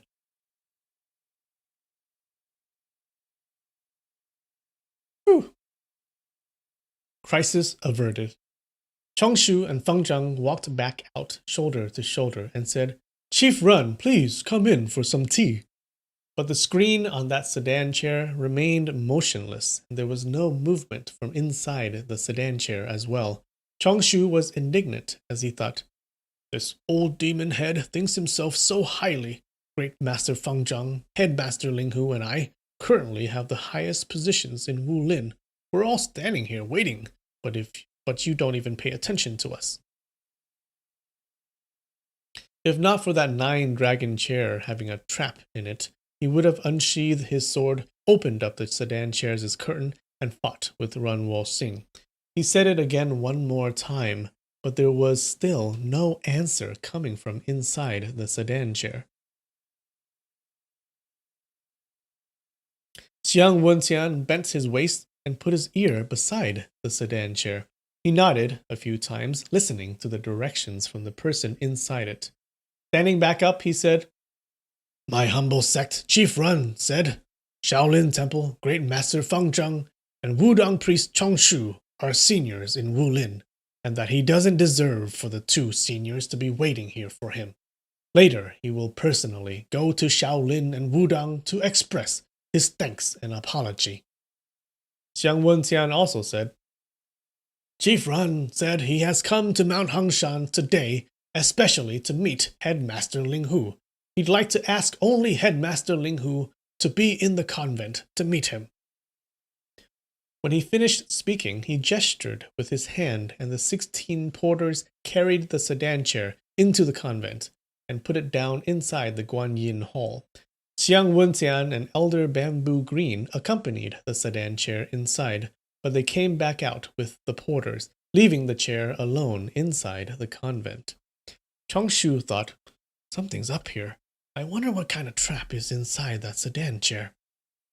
He looked at Feng Zhang and Ling Hucheng. Feng Zhang wasn't sure what to do, and his face was looking bewildered. Since Chief Run only wants to meet Junior alone, then please wait here, Ling Hucheng said. Chongshu whispered, Be careful. Ling Hucheng nodded and strode inside the convent. That Wusu convent was just a little room, and if someone spoke loudly in the Guanyin Hall, then people outside would be able to hear them clearly. Junior Ling Hucheng pays my respect to Chief Run, Ling Hucheng greeted, but he didn't hear Run Wo Sing say anything. Ling Hucheng suddenly gasped in surprise. Chongshu was startled as he was afraid Ling Huchong had fallen under Run Wolsing's violent hands. He took a step, wanting to enter the convent and help, but he thought, Brother Ling Hu's sword art is excellent and unmatched in this world. He entered the convent with a sword, so that demon head Ren couldn't have possibly killed him with a stab. If he had already fallen under his violent hands, I would still be too late coming in to help. If that old demon head Ren hasn't killed Brother Ling Hu, that'll be best. But if Brother Ling Hu has fallen under his hands, then this demon head will be alone inside the Guan Yin Hall, and he'll definitely sit on that 9-dragon chair. And if I go inside, then I'd ruin everything. In that moment, he felt agitated and pondered, that old demon head Ren might be sitting on that chair right now. In just a moment, the fuse will be triggered, and this Xianxing Peak will be destroyed. If I quickly run away at this time like a coward, Xian Wentian will see it and will immediately alert him, and then we'll be defeated. But if it explodes now, no matter how fast I move, I still won't be able to escape. So what should I do? He had originally calculated everything in detail. When the Sun Moon sect came up the peak to attack, how they would fight, how to retreat, everything had been predicted. That when Ren Wolsing sits down on the 9 dragons chair, everyone from Shaolin, Wudang, and Hengshan schools would have retreated down the valley. They never expected the Sun Moon sect would come up without fighting, and instead give their propriety first before fighting. Moreover, Ren Wolsing wanted to meet Ling Huchong alone inside the convent. Everything that he had predicted had now changed. Even though he was very smart, he was at a loss for ideas at the moment. Great Master Feng Zhang also knew the situation was urgent, and he was also worried for Ling Huchong's safety. But his cultivation was already very deep, and his mind was very clear. He felt life and death, glory and disgrace, bad and good luck, victory and defeat were not that big a thing. People strive to do things, but whether it succeeds or not, it is all decided by heaven. Whatever the conclusion would be, it all depends on each person's fate and can't be forced. That was why, even though his heart didn't feel right, he looked indifferent. If the explosives really exploded and his bone was turned to dust, only this leather sack would be lost. So what was there to be afraid of? The explosives buried underneath the 9 dragons chair was a secret. Besides Feng Zhang, Chongshu, and Ling Huchong, the people who buried the explosives, like Qing Shu and Cheng Gao, were all at the waist of the mountain, waiting for the explosives at the peak to explode before they explode the landmines. No one else on the Xianxing Peak knew of the situation. Shaolin, Wudang, and Hengshan schools were all waiting for Ren Wolsing and Ling Huchong inside the Wusu convent to finish speaking before they would move and fight against the people from the Sun Moon sect. Chongshu abided his time. He saw no movement inside the convent, and there was no noise coming out from there as well. Moving his internal energy, he tried listening to any noise. Indistinctly, he heard like Ling Huchong was whispering something. He felt happy and thought, so, Brother Ling Hu is safe and sound. And as his mind was divided, his internal energy wasn't as pure anymore, and he couldn't hear anything temporarily. But he was worried that what he heard was just his own wishful thinking, and that his ears had heard what he wanted to hear, and that the voice wasn't necessarily Ling Huchong's. Otherwise, why couldn't he hear what Ling Huchong was saying? After some more time had passed, he heard Ling Huchong calling out, Brother Xiang, please come in and accompany Chief Ren to exit the convent. Yes, Xiang Wentian answered. With Elder Bamboo Green, they led the 16 porters going into the Wusu convent and carried that blue sedan chair out of there. The Sun Moon sect people standing outside the convent bowed and said, respectfully welcoming the Honorable Sacred Chief. The sedan chair was brought to its previous stopping place and was put down.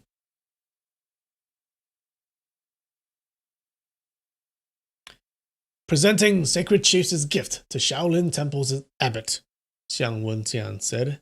Two men carrying trays walked up to Feng Zhang and bowed to him, presenting the trays. Feng Zhang saw the first tray contained a very old and fragrant strand of prayer beads, while the other tray contained a handwritten ancient scripture which had Sanskrit written on the cover. The Sanskrit written was Jinggan's scripture. Feng Zhang couldn't help feeling rapt. In his research on Buddhism, there was more knowledge to gain from the Jinggan scripture. The Jinggan scripture he had studied was from the Eastern Jin, where a reverend monk translated it into Chinese. But there were some places in the scripture where it was difficult to understand, and he had always wanted to see the original Sanskrit scripture to verify, but there was nowhere to find it. When he saw the scripture right now, he was enraptured. He joined his palms and said, Amito Fo, to receive this precious scripture, my appreciation is boundless. He extended both of his hands respectfully and lifted the Jinggan scripture. Then he lifted the prayer beads and said, Thank you, Chief Run, for your generous gift. I don't know how I can ever repay this. My humble sect's chief said that my humble sect has treated the world's heroes brutally, Xiang Wenjian replied. We are deeply ashamed of this. Great Master Feng Zhang, don't add more blames on us, and my humble sect will appreciate it very much. He leaned his head to a side and continued, Presenting Chief Run's gift to Wudang School's headmaster priest. Two men from the sect acknowledged the order and walked up to Priest Changshu.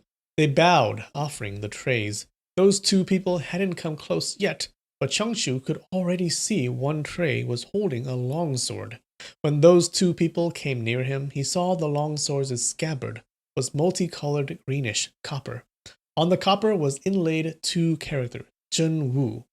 Changshu gasped in surprise. When the Wudang school was first created by the Grand Master Zhang Sangfeng, he was using a sword called Zhen Wu sword, which had always been a treasure of the Wudang school. More than 80 years ago, a few elders from the Sun Moon sect raided the Mount Wudang at night and stole the precious sword, along with Zhang Sanfeng's handwritten book of Taiji manuscript. Then a ferocious fight followed. Then a ferocious fight followed, in which 3 first-class masters of Wudang died. Even though they also managed to kill 4 Sun Moon sect elders, they couldn't snatch back the manuscript and sword. This was Wudang School's biggest shame, and over the last 80 years, before each headmaster passed away, their last instructions would be to snatch the sword and manuscript back. But the Dark Wood Cliff was heavily fortified, and Wudang had tried several times to snatch them back, but they had always failed, and had instead lost a few lives on top of Darkwood Cliff. Unexpectedly, this sword had appeared on Xianxing Peak. When he took a look at the other tray, it contained a handwritten book with its pages turned yellow a long time ago. On the cover was written the Taiji manuscript. Priest Changshu had seen plenty of Zhang Sanfeng's handwritten book on Mount Wudang, so once he saw this Taiji manuscript, he knew it was genuine. Both his hands trembled as he took the longsword. His right hand gripped the handle and lightly drew it out halfway. He felt a rush of cold air coming from the sword. He knew Grandmaster Sanfeng had a godly sword art in his late years, and he could easily not use a sword to fight. But if he was forced to fight someone, then he usually used an iron sword or a wooden sword. This Zhen Wu sword was the sword he used during his middle age to annihilate the demonical and shake the Jianhu. It was a very sharp instrument. Changshu was afraid he might be fooled by Run Wo-sing, so he flipped open the Taiji manuscript to take a look. It really was Grandmaster Sanfeng's book. He returned the manuscript onto the tray and kneeled on the ground. Then he kowtowed 8 times towards the manuscript and the sword. Standing back up, he said, Chief Run has a very broad mind for returning the remnants of Wudang Grandmaster back to Zhanwu Monastery. Even if my body is reduced to dust, it will be hard to repay your benevolence. Once he had taken the manuscript and the sword, his heart was so excited that both of his hands couldn't stop shaking. My humble sect's chief said my humble sect had offended Wudang School in the past and were very ashamed. Xiang Wenqian said, Today everything is settled, and we hope that Wudang School will forgive us. Chief Run is being too polite, Chongshu replied. Okay, yeah, why is he being so nice, guys? What do you think is happening? Xiang Wenqian then said, Presenting Sacred Chief's gift to Hangshan School's headmaster Linghu. Feng Zhang and Chongshu both thought, I wonder what he's going to give Headmaster Linghu. What kind of precious gifts are they going to be? They now saw 20 men coming up, and each of them was carrying a tray as they walked up to Linghu Cheng. On the trays were only gown, hat, shoes, wine pot, wine cup, teacup, and many other everyday items. Even though each of them was fine, they were clearly not some magnificent items. Only one tray held a jade flute, and another tray held an ancient chin, which were clearly treasures. But compared to the presents given to Fang Zhang and Chongshu, they were not even close in value. Linghu Cheng folded his hands in salute and said, Many thanks. He then ordered Yu Sao and the others to receive the gifts. Kaboom! You think something's gonna blow up?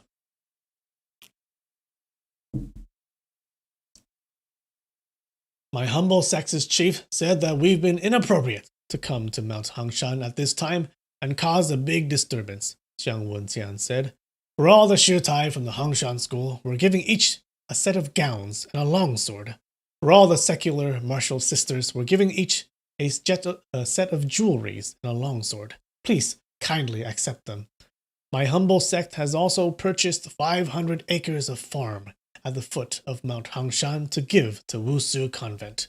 We'll take our leave now. After he said this, he folded his hands in salute to Feng Zhang, Chongshu, and Linghu Cheng, then turned around to walk away.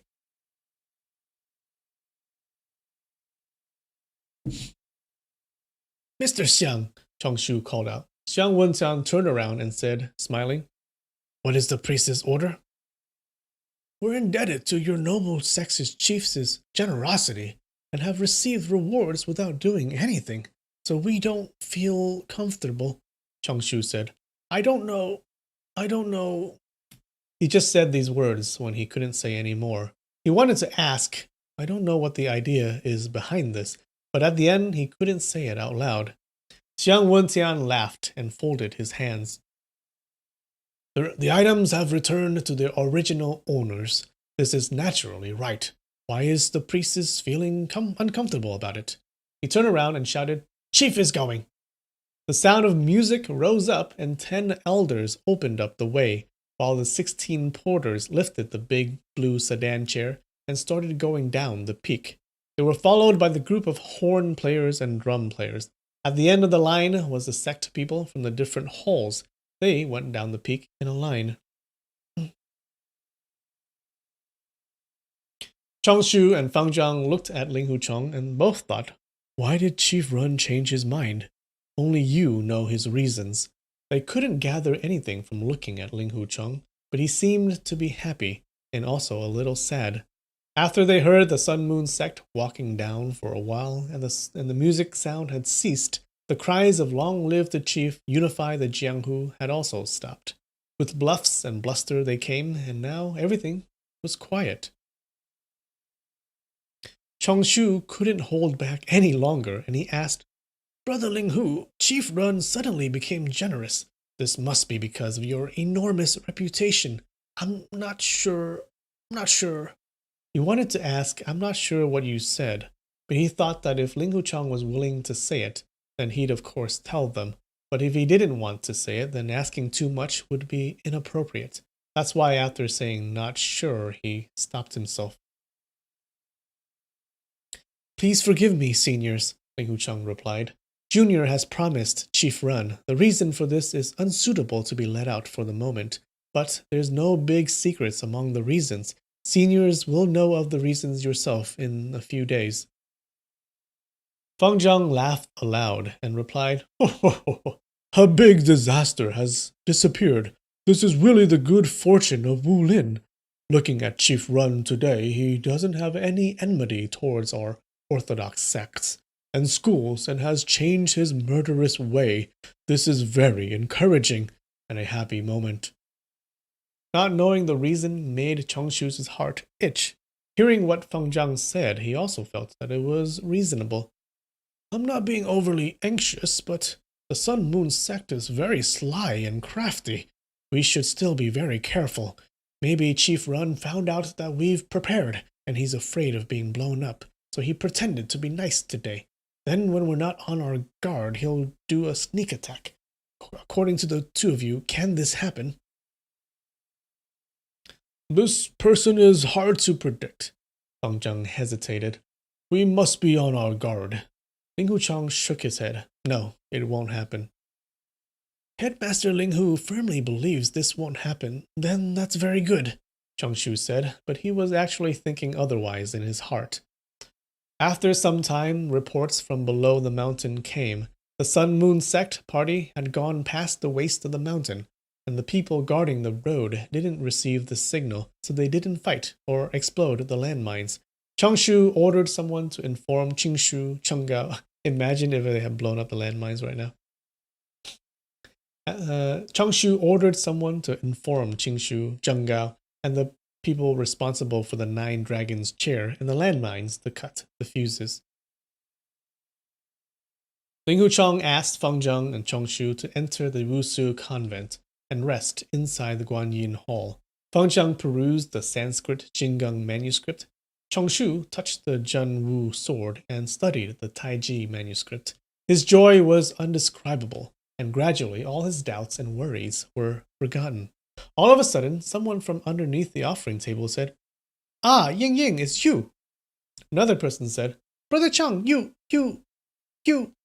They were the voices of the Peach Valley 6 fairies.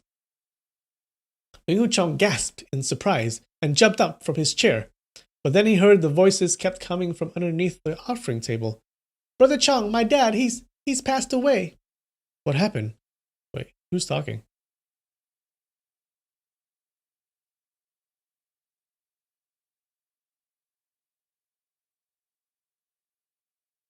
Oh, Ying Ying is talking. So Ying Ying is there, apparently. "Brother Chang, my dad, he's passed away." "What happened?" "That day on Mount Huashan's peak of the morning sun, not long after you went down the mountain, my dad suddenly fell down from the deity's palm. Brother Xiang and I caught him. Not long after, he stopped breathing." Then someone plotted against him."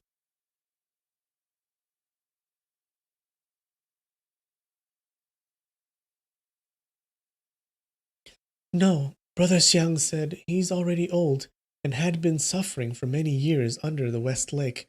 For the past few years, he had been completely engrossed in suppressing the various internal energies in his body, and it has actually taken a lot of energies out of him. This time, in order to destroy the 5 mountains sword schools, his mind had been preoccupied by this. His time is up."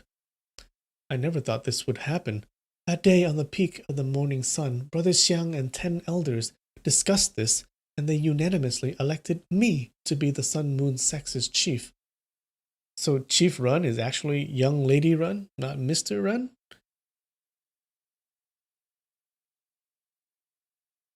Patrick, you did call it. Good job. Good job, you did call it. So, the father, Chief Run, did die. And now Ying Ying is the chief of the Sun Moon sect. Just then, when the Peach Valley 6 fairies were fighting to sit on the 9 dragons' chair, Feng Zhang used the lion roar, backed by unsurpassed internal energy, to shake them up. Chongshu was afraid they might let out the secret, so he sealed the acupoints and put them under the offering altar. Unexpectedly, these 6 people's inner energies were quite deep.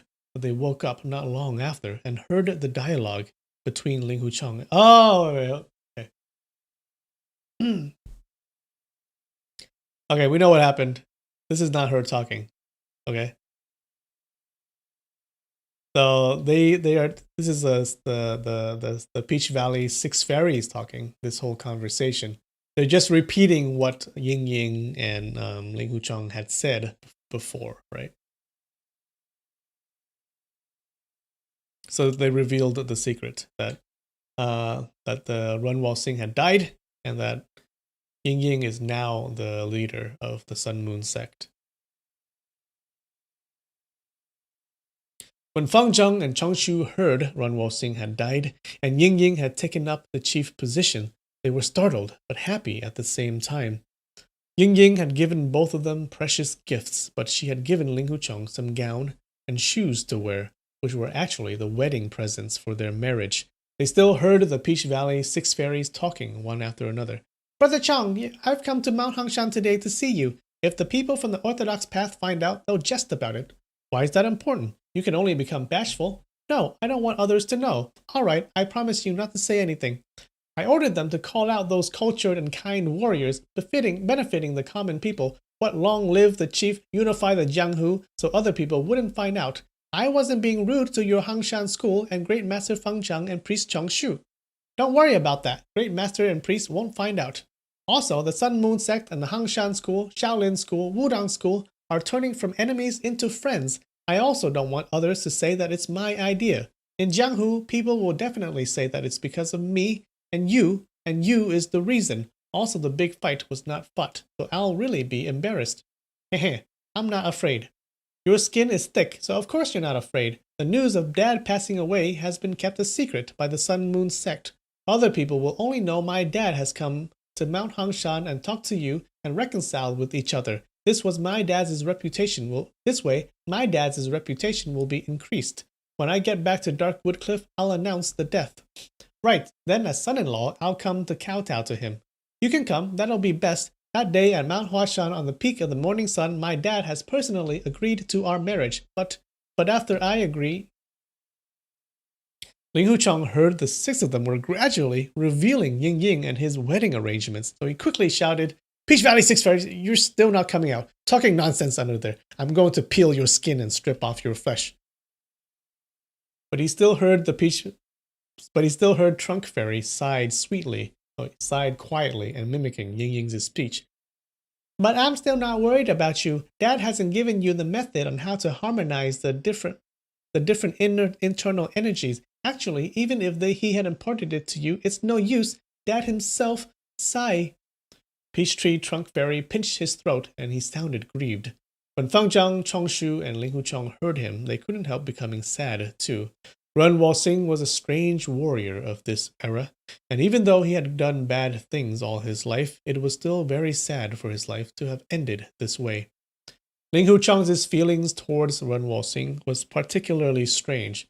Even though he detested the way Runwal Singh handled his power and his overbearing behavior, he still couldn't help admiring his ability, especially his unscrupulous and independent nature, which was quite like his own. The only difference was that he didn't have the ambition of unifying the Jianghu. At that moment, in the three people's hearts, they all thought, from time past, all the emperors, ministers, warriors, even bandits and murderers, they all die at the end.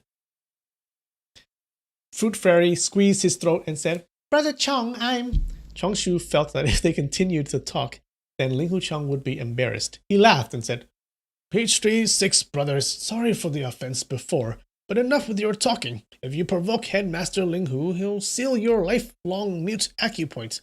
I don't think it'll be worthwhile.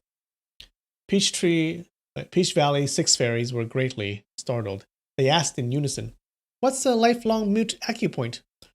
Once that lifelong mute acupoint is sealed, you'll be mute for the rest of your life and can't speak anymore, Changshu answered, but you'll still be able to eat and drink. The Peach Valley Six Fairies shouted together, Speaking is number 1, eating and drinking are number 2. The words you said just before, you mustn't say them again, Changshu advised. Headmaster Ling Hu, on accord of Great Master Feng Zhang and I, please don't seal their lifelong mute acupoint. Great Master Feng Zhang and I will vouch for them. The conversation between you and young Lady Ren that the six of them eavesdrop from underneath the offering altar, they won't reveal a single word of it. Flower Fairy said, Injustice! Injustice! We weren't eavesdropping. The sound entered our ears, so what can we do? You've already heard it. No one cares about anything else, Changshu said. But talking about it after hearing them, that you can't do. The six fairies said in unison, Okay, we won't say it. Root Fairy said, But Sun Moon Sect's sacred chief, those two sentences were changed. Can we say it? You can't say it, definitely not, Ling Hucheng shouted. Branch Fairy mumbled, I can't say it, then I can't say it. Only you and young Lady Ren can say it. We can't say it. Changshu pondered. Two sentences that were changed by Sun Moon Sect. Those sentences must be Long live the chief, unify the Jianghu. Young Lady Ren is the chief now, so she doesn't want to unify the Jianghu. But I wonder what they've changed to. 3 years later, oh, that's fast. Alright, time skip. 3 years later, at the Plum Manor on Mount Gu, at the West Lake of Hangzhou, bright lanterns were hung, and there was a gathering of beautifully dressed people. This day was the day Ling Hucheng and Ying Ying were to be married. Ah. At this time, Ling Hucheng had already given the Hengshan School's headmaster position to Yi Qing. Yi Qing made every effort to give it to Yi Lin, saying Yi Lin had avenged Hengshan's big enmity. For avenging their masters, she should get the headmaster position. But Yi Lin said she would never agree, and cried. When all is said and done, they followed Ling Hucheng's idea, and Yi Qing was handed the headmaster position. Ying Ying also resigned from being the Sun Moon Sect's chief, and gave it to Xiang Wen-tian.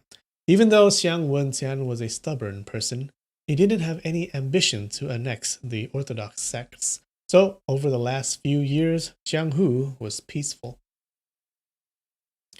Today, many Jianghu warriors had come to the Plum Manor to congratulate them. After going through the ritual and finishing the banquet, it was time to have fun in the newlyweds' house. The crowd wanted the bride and groom to perform a swordplay.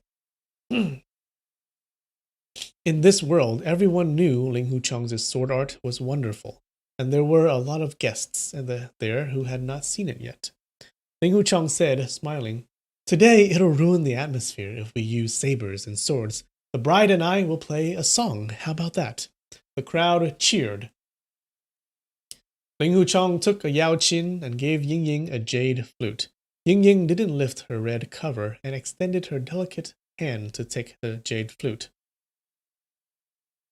Right, when you get married, back then, you have a red cloth over your head. Oh, the bride had it. Oh wait, both had it, right? Both the bride and groom have the red cover on their heads? Yeah.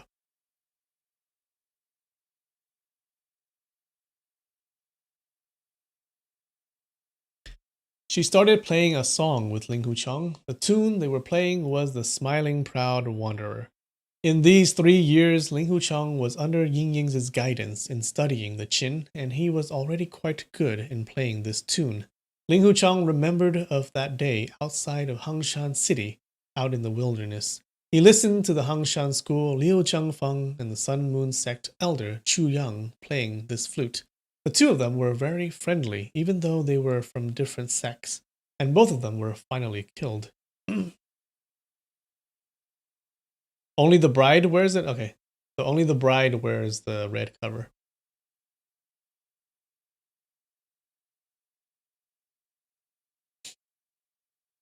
Today, he himself had married Ying Ying, and no sect would stop them. Compared to the people who composed this tune, he was more fortunate. He also thought when Liu and Chu composed this tune together, they must have been doing it because of their sects' separation and to erase the years of enmity between the sects. This time, the tune was being played by husband and wife. At last, their wishes had been fulfilled, as he thought, till here, The chin and flute became even more harmonious. Most of the people in the crowd didn't understand music, but they were very pleased to hear it. When the song was finished, they all clapped and cheered, and happily led the married couple to the newlywed room. Once the couple were in the room, they closed the door. Suddenly, a sad hu chin sound rose from outside the wall. Ling Hu Chong happily said, "Martial Uncle Mo Da." "Don't make any noise," Ying Ying whispered. Oh yay, Mo Da is still alive. They heard the hu chin sound playing the tune Courtship softly, but the mournful air of the song could be felt from start to finish. Ling Hu Chong was feeling very happy as he thought, "Martial Uncle Mo Da didn't die. Today he's come to play this tune to congratulate Ying Ying and I getting married."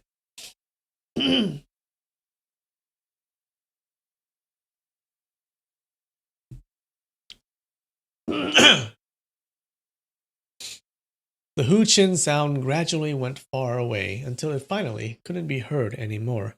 Ling Hu Chong turned around and gently lifted up Ying Ying's red face cover. Ying Ying smiled captivatingly, with the red candles shining on her face. She looked beautiful as jade. She suddenly shouted, "Come out!" Ling Hu Chong was perplexed. He thought, "What come out?" Ying Ying laughed and shouted, "Still not coming out? I'm going to drench you." From under the bed, 6 people came out. They were the Peach Valley 6 fairies. Oh my god, they're hiding in the bedroom? That is not cool, guys. They were hiding underneath the bed to hear the newlyweds' conversation. When they'd go back to the hall and relate to the crowd what the newlyweds were talking about. Then they'd go back to the hall and relate to the crowd what the newlyweds were talking about. Ling Hu Chong's mind was already drunk, so he didn't realize anything. Ying Ying was still careful, and she was able to hear their breathing under the bed. Ling Hu Chong laughed aloud and said, "Six Peach brothers, I almost got trapped by your ambush." The 6 fairies walked out of the room and started shouting, "Long live husband and wife forever! Long live husband and wife forever!" Changshu was at the flower hall, chatting to Feng Zheng. When he heard the cries of the Peach Valley 6 fairies, he couldn't help smiling. They had been keeping this a secret for 3 years, and it was finally revealed now. This was the oath that Ling Hu Chong and Ying Ying had sworn to that day in the Guanyin Hall, the oath that came from changing the 2 sentences of the Sun Moon sect. 4 months later, another time skip. 4 months later, it was evening during the springtime. Grass was long and flowers were blossoming. Ling Hu Chong and Ying Ying were newlyweds, holding hands as they went to Mount Huashan. Ling Hu Chong wanted to bring his wife to pay his respect to Grand Marshal Uncle Feng Qingyang and to kowtow to him for teaching him the sword art. But they had been going around Mount Huashan's 5 peaks and 3 mountain ranges, searched every dell, but they didn't find a single trace of Feng Qingyang's track. Ling Hu Chong was displeased. "Grand Marshal Uncle is a highly skillful person who's out of this world, like a divine dragon that we can only see its head, but unable to see its tail. So we don't know where he's gone to," Ying Ying said. Ling Hu Chong sighed. "Grand Marshal Uncle definitely has a godly sword art. His internal energy cultivation can be regarded as unmatched in this world. In the last 3.5 years, I've been practicing the inner energy he imparted to me. Those different types of energies are almost all gone." "Then we can thank Shaolin Temple Great Master Feng Zheng," Ying Ying replied. "Since we can't find Grand Marshal Uncle Feng, we'll go to Shaolin Temple tomorrow and kowtow to Great Master Feng Zheng to thank him. Great Master Feng Zheng brought the divine martial art and guided me in learning it, so he's like a half-master to me. We should give thanks to him." Ying Ying pursed her lips, smiling. "Brother Chong, you still don't understand. That skill you learned, it's the Shaolin School's tendon-altering sutra, inner energy." "Ah!" Ling Hu Chong gasped and jumped up. It's the tendon-altering sutra?" It's the Tendon Altering Sutra? How do you know? So the Tendon Altering Sutra is like it's like the top martial arts of the Shaolin school, right? Like remember a long time ago, the abbot was saying that he would teach Ling Hucheng this, and it would cure his it would cure the problem with his what do you call it? It would cure the problem with his energy sucking technique, right? So a long time ago, the when he was like almost dead, the abbot Feng Zhang said that he would teach him this tendon altering sutra if Ling Hucheng joins the school, right? If Ling Hucheng joins the Shaolin school. If not, then he can't teach him. But apparently, it looks like he did teach him secretly, right?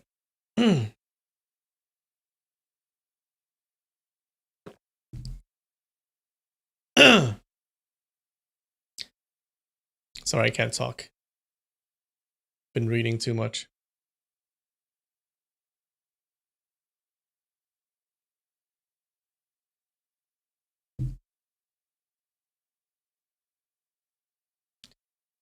That day I heard you said that the inner energy was given orally by Grand Marshal Uncle Feng to Peach Valley 6 fairies for them to bring to Great Master Feng Zhang, Ying Ying explained.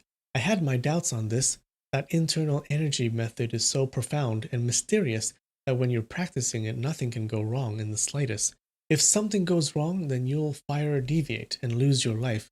How is it possible to ask the Peach Valley 6 fairies to bring this and pass it on orally? The Peach Valley 6 fairies speak in a tangle, and how can they talk so clearly? Even though Great Master Feng Zhang said it, it's likely that Grand Marshal Uncle Feng forced them to memorize it. It's still very dangerous. Later on, I asked these 6 brothers, and they all said it's true.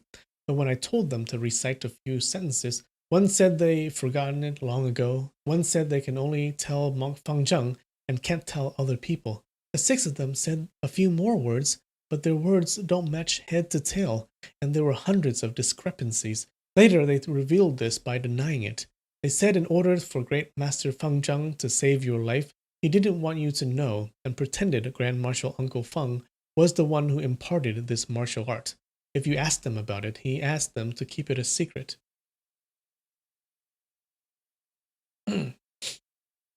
Yeah, so Feng Zhang pretended that the 6 fairies learned that martial arts from Feng Qingyang, right, and then recited it to him. So he recited it back to Ling Hucheng, but that's not what happened, right? Ling Hucheng's mouth gaped wide open, and he didn't make any noise for a long time. Ying Ying continued, but Grand Marshal Uncle Feng calling them was true. But he called them to tell Great Master Feng Zhang that the Sun Moon sect was going to attack Hangshan, and he asked Shaolin and Wudang schools to help. You're so bad, Ling Hucheng complained. You knew about this a long time ago, but you only said it today? Ying Ying smiled. That day in Shaolin Temple, you were very stubborn. Great Master Feng Zhang wanted you to join Shaolin and make him your master.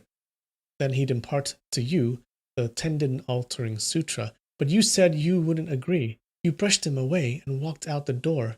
If Great Master Feng Zhang again mentioned this matter of imparting you with Tendon Altering Sutra, then he's afraid your old stubbornness would come out again, rather dying than learn it. Wouldn't that be a waste? That's why he was forced to use Grand Marshal Uncle Feng's name to make you think it was Huashan School's inner energy method, and you'd learn it willingly. Ah, Ling Wucheng understood now. I know. You didn't want to tell me this because you're also afraid I'll become stubborn and suddenly stop learning it. Since now you know the various inner energies in my body are almost gone, you told me everything. Ying Ying again pursed her lips, smiling. Your stubbornness, everyone knows it mustn't be provoked. Ling Hucheng let out a long sigh and pulled on her hand. Ying Ying, back then you gave up your life at Shaolin Temple, so Great Master Feng Zhang would impart me with Tendon Altering Sutra. Even though you didn't die, Great Master Feng Zhang had already agreed to you to do this. He's a senior in Wulin, and his words carry a lot of weight. So finally, he gave me this divine martial art. This was the martial art that you used your life to trade with. Even if I don't care whether I live or die, how can I not care about you and stop practicing? Ying Ying whispered, I also thought of this before, but I was still afraid. We'll go down the mountain tomorrow and go to Shaolin Temple. Since I've already learned the Tendon Altering Sutra, it's best if I go to Shaolin Temple and become a monk. Ying Ying knew he was joking. A wild monk like you, the big temples won't accept, and the little temples don't want you. Shaolin Temple's rules and commandments are very strict. A monk who drinks wine and eats meat like you, they'll drive out of here within half a day. They walked hand in hand, chatting leisurely.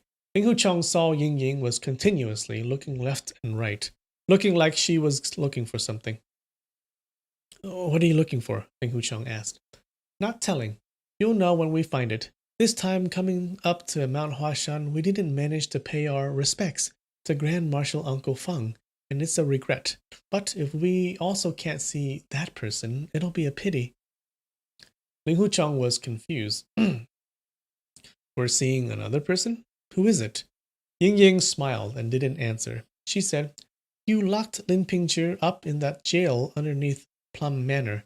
It's actually a brilliant idea. You promised your little martial sister to take care of Lin Pingzhi for the rest of his life. While he's inside that jail, he has food to eat, clothes to wear, and no one can harm him. It's really looking after him for the rest of his life. I've also given your other friend a special treatment. Ah, looks like Lin Pingzhi is locked up underneath that jail. Like the same jail that Runwal Singh was locked up in. Ling Hucheng was even more perplexed. He thought, my other friend? Who's he? He knew his wife's behavior was often outside people's expectations. Since she wasn't willing to say it, then there was no use asking. That night, they stayed in Ling Hucheng's old room and drank wine. Even though Ling Hucheng was looking at his lovable wife, he still thought of many past events and couldn't help feeling sad.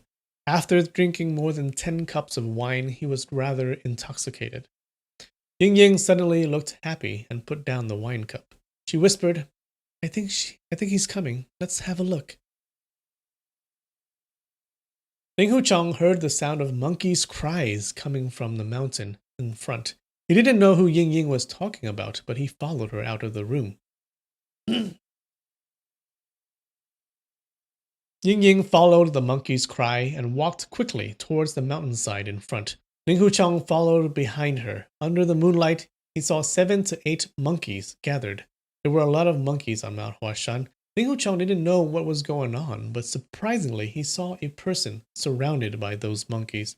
Squinting his eyes, he saw that person was Lao de Noir. The delight and anger mixed together inside him. He turned around, wanting to take a sword from inside the room. Ying Ying pulled his arm and whispered, We'll go closer and see clearer. They went 100 feet closer and saw Lao de Noir was held between 2 enormous monkeys and was being dragged around here and there by them. He wasn't in control of his body at all. The martial art he had learned was all useless to resist against those 2 big monkeys. Ling Hucheng was perplexed. What happened to him? Have a look, I'll tell you slowly, said a smiling Ying Ying. The monkeys were impatient, jumping up and down. There wasn't a moment of respite at all. Lao de Noir was being pulled to the left and right, and he occasionally let out a roar, which prompted the 2 monkeys to scratch his face. At this time, Ling Hucheng had finally understood what was going on. Lao de Noir's right hand and right side were linked to the monkey on the left, while his left hand and left side were linked to the monkey on the right. It was obvious he had been shackled by iron manacles. He had understood most of it, and he asked, You did this? What do you think? You destroyed Lao de Noir's martial art? No, he did it himself to atone for his sin. When the monkeys heard the sound of people speaking, they became noisy and took Lao de Noir away with them to go back into the mountain.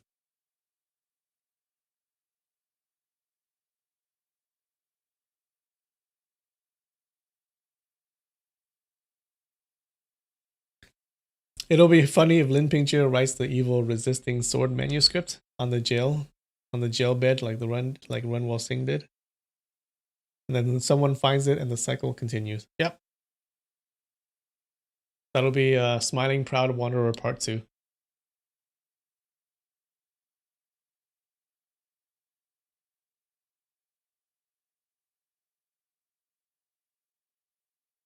Ling Hucheng wanted to kill Lao Dunhua in the beginning to take a revenge for Lu Dayou, but seeing him suffering so much, to behead him with a sword was natural, but his heart felt it would be too fast, so he thought, this traitor has been very sly, and his evil is much higher than martial brother Lin.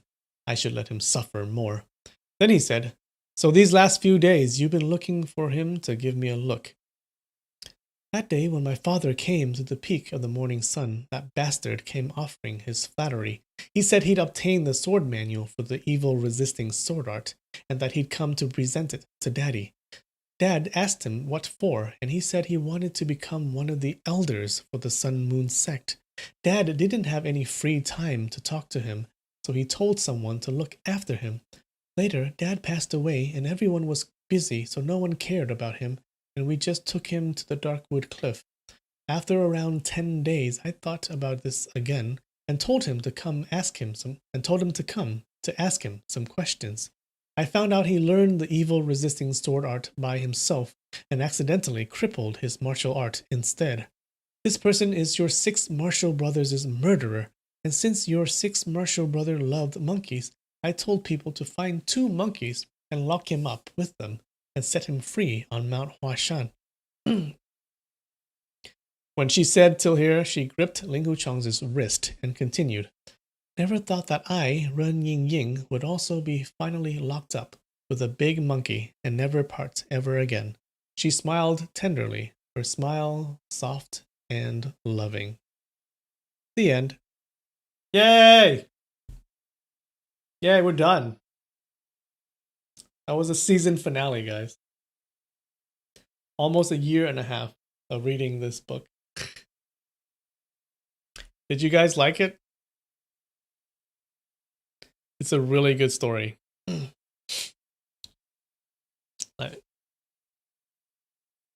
Oh no, you have to go. Bye. Bye.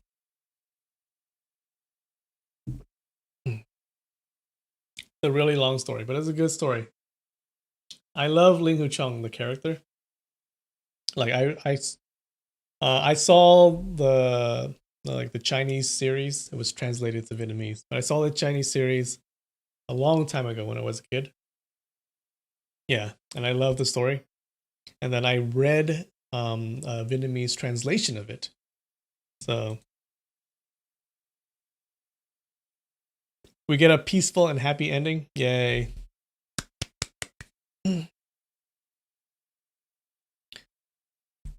Yeah. I like it because like there's no pure good or pure evil characters, right? Maybe some of them. But there's no there's no good side and bad side, right? They're all gray, right? So the good side has bad people and the bad side has good people.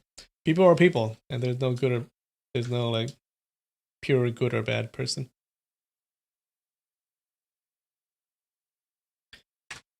You just got here? What is this? You just got we're finishing up, dude. You came at the very, very end. But yeah.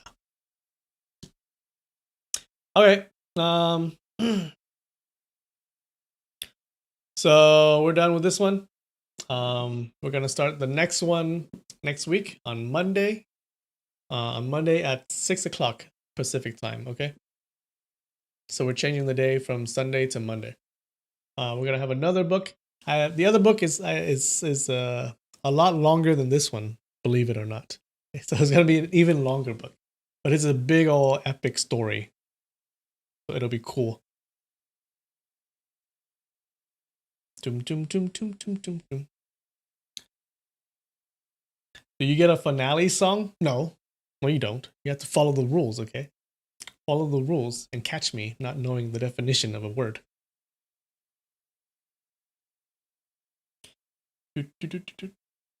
Oh, I forgot my drink. No problem.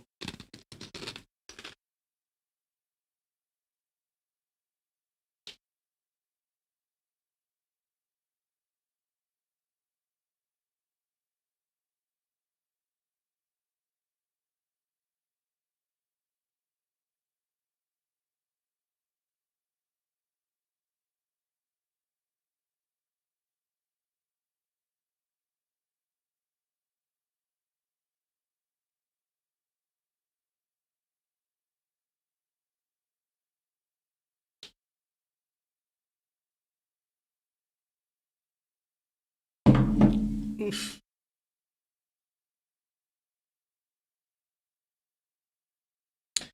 You're glad you'll be able to start at the beginning this time? Where did you start?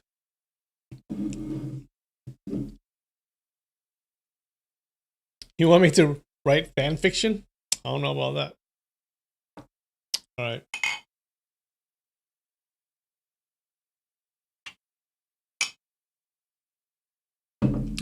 Cheers.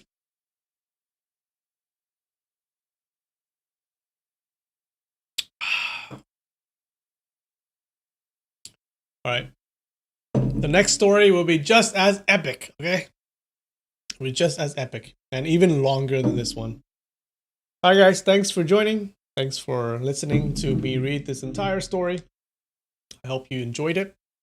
And I'll see you next week, okay? On Monday at 6 o'clock Pacific. All right, see you guys. Thanks for joining. Bye. Love you.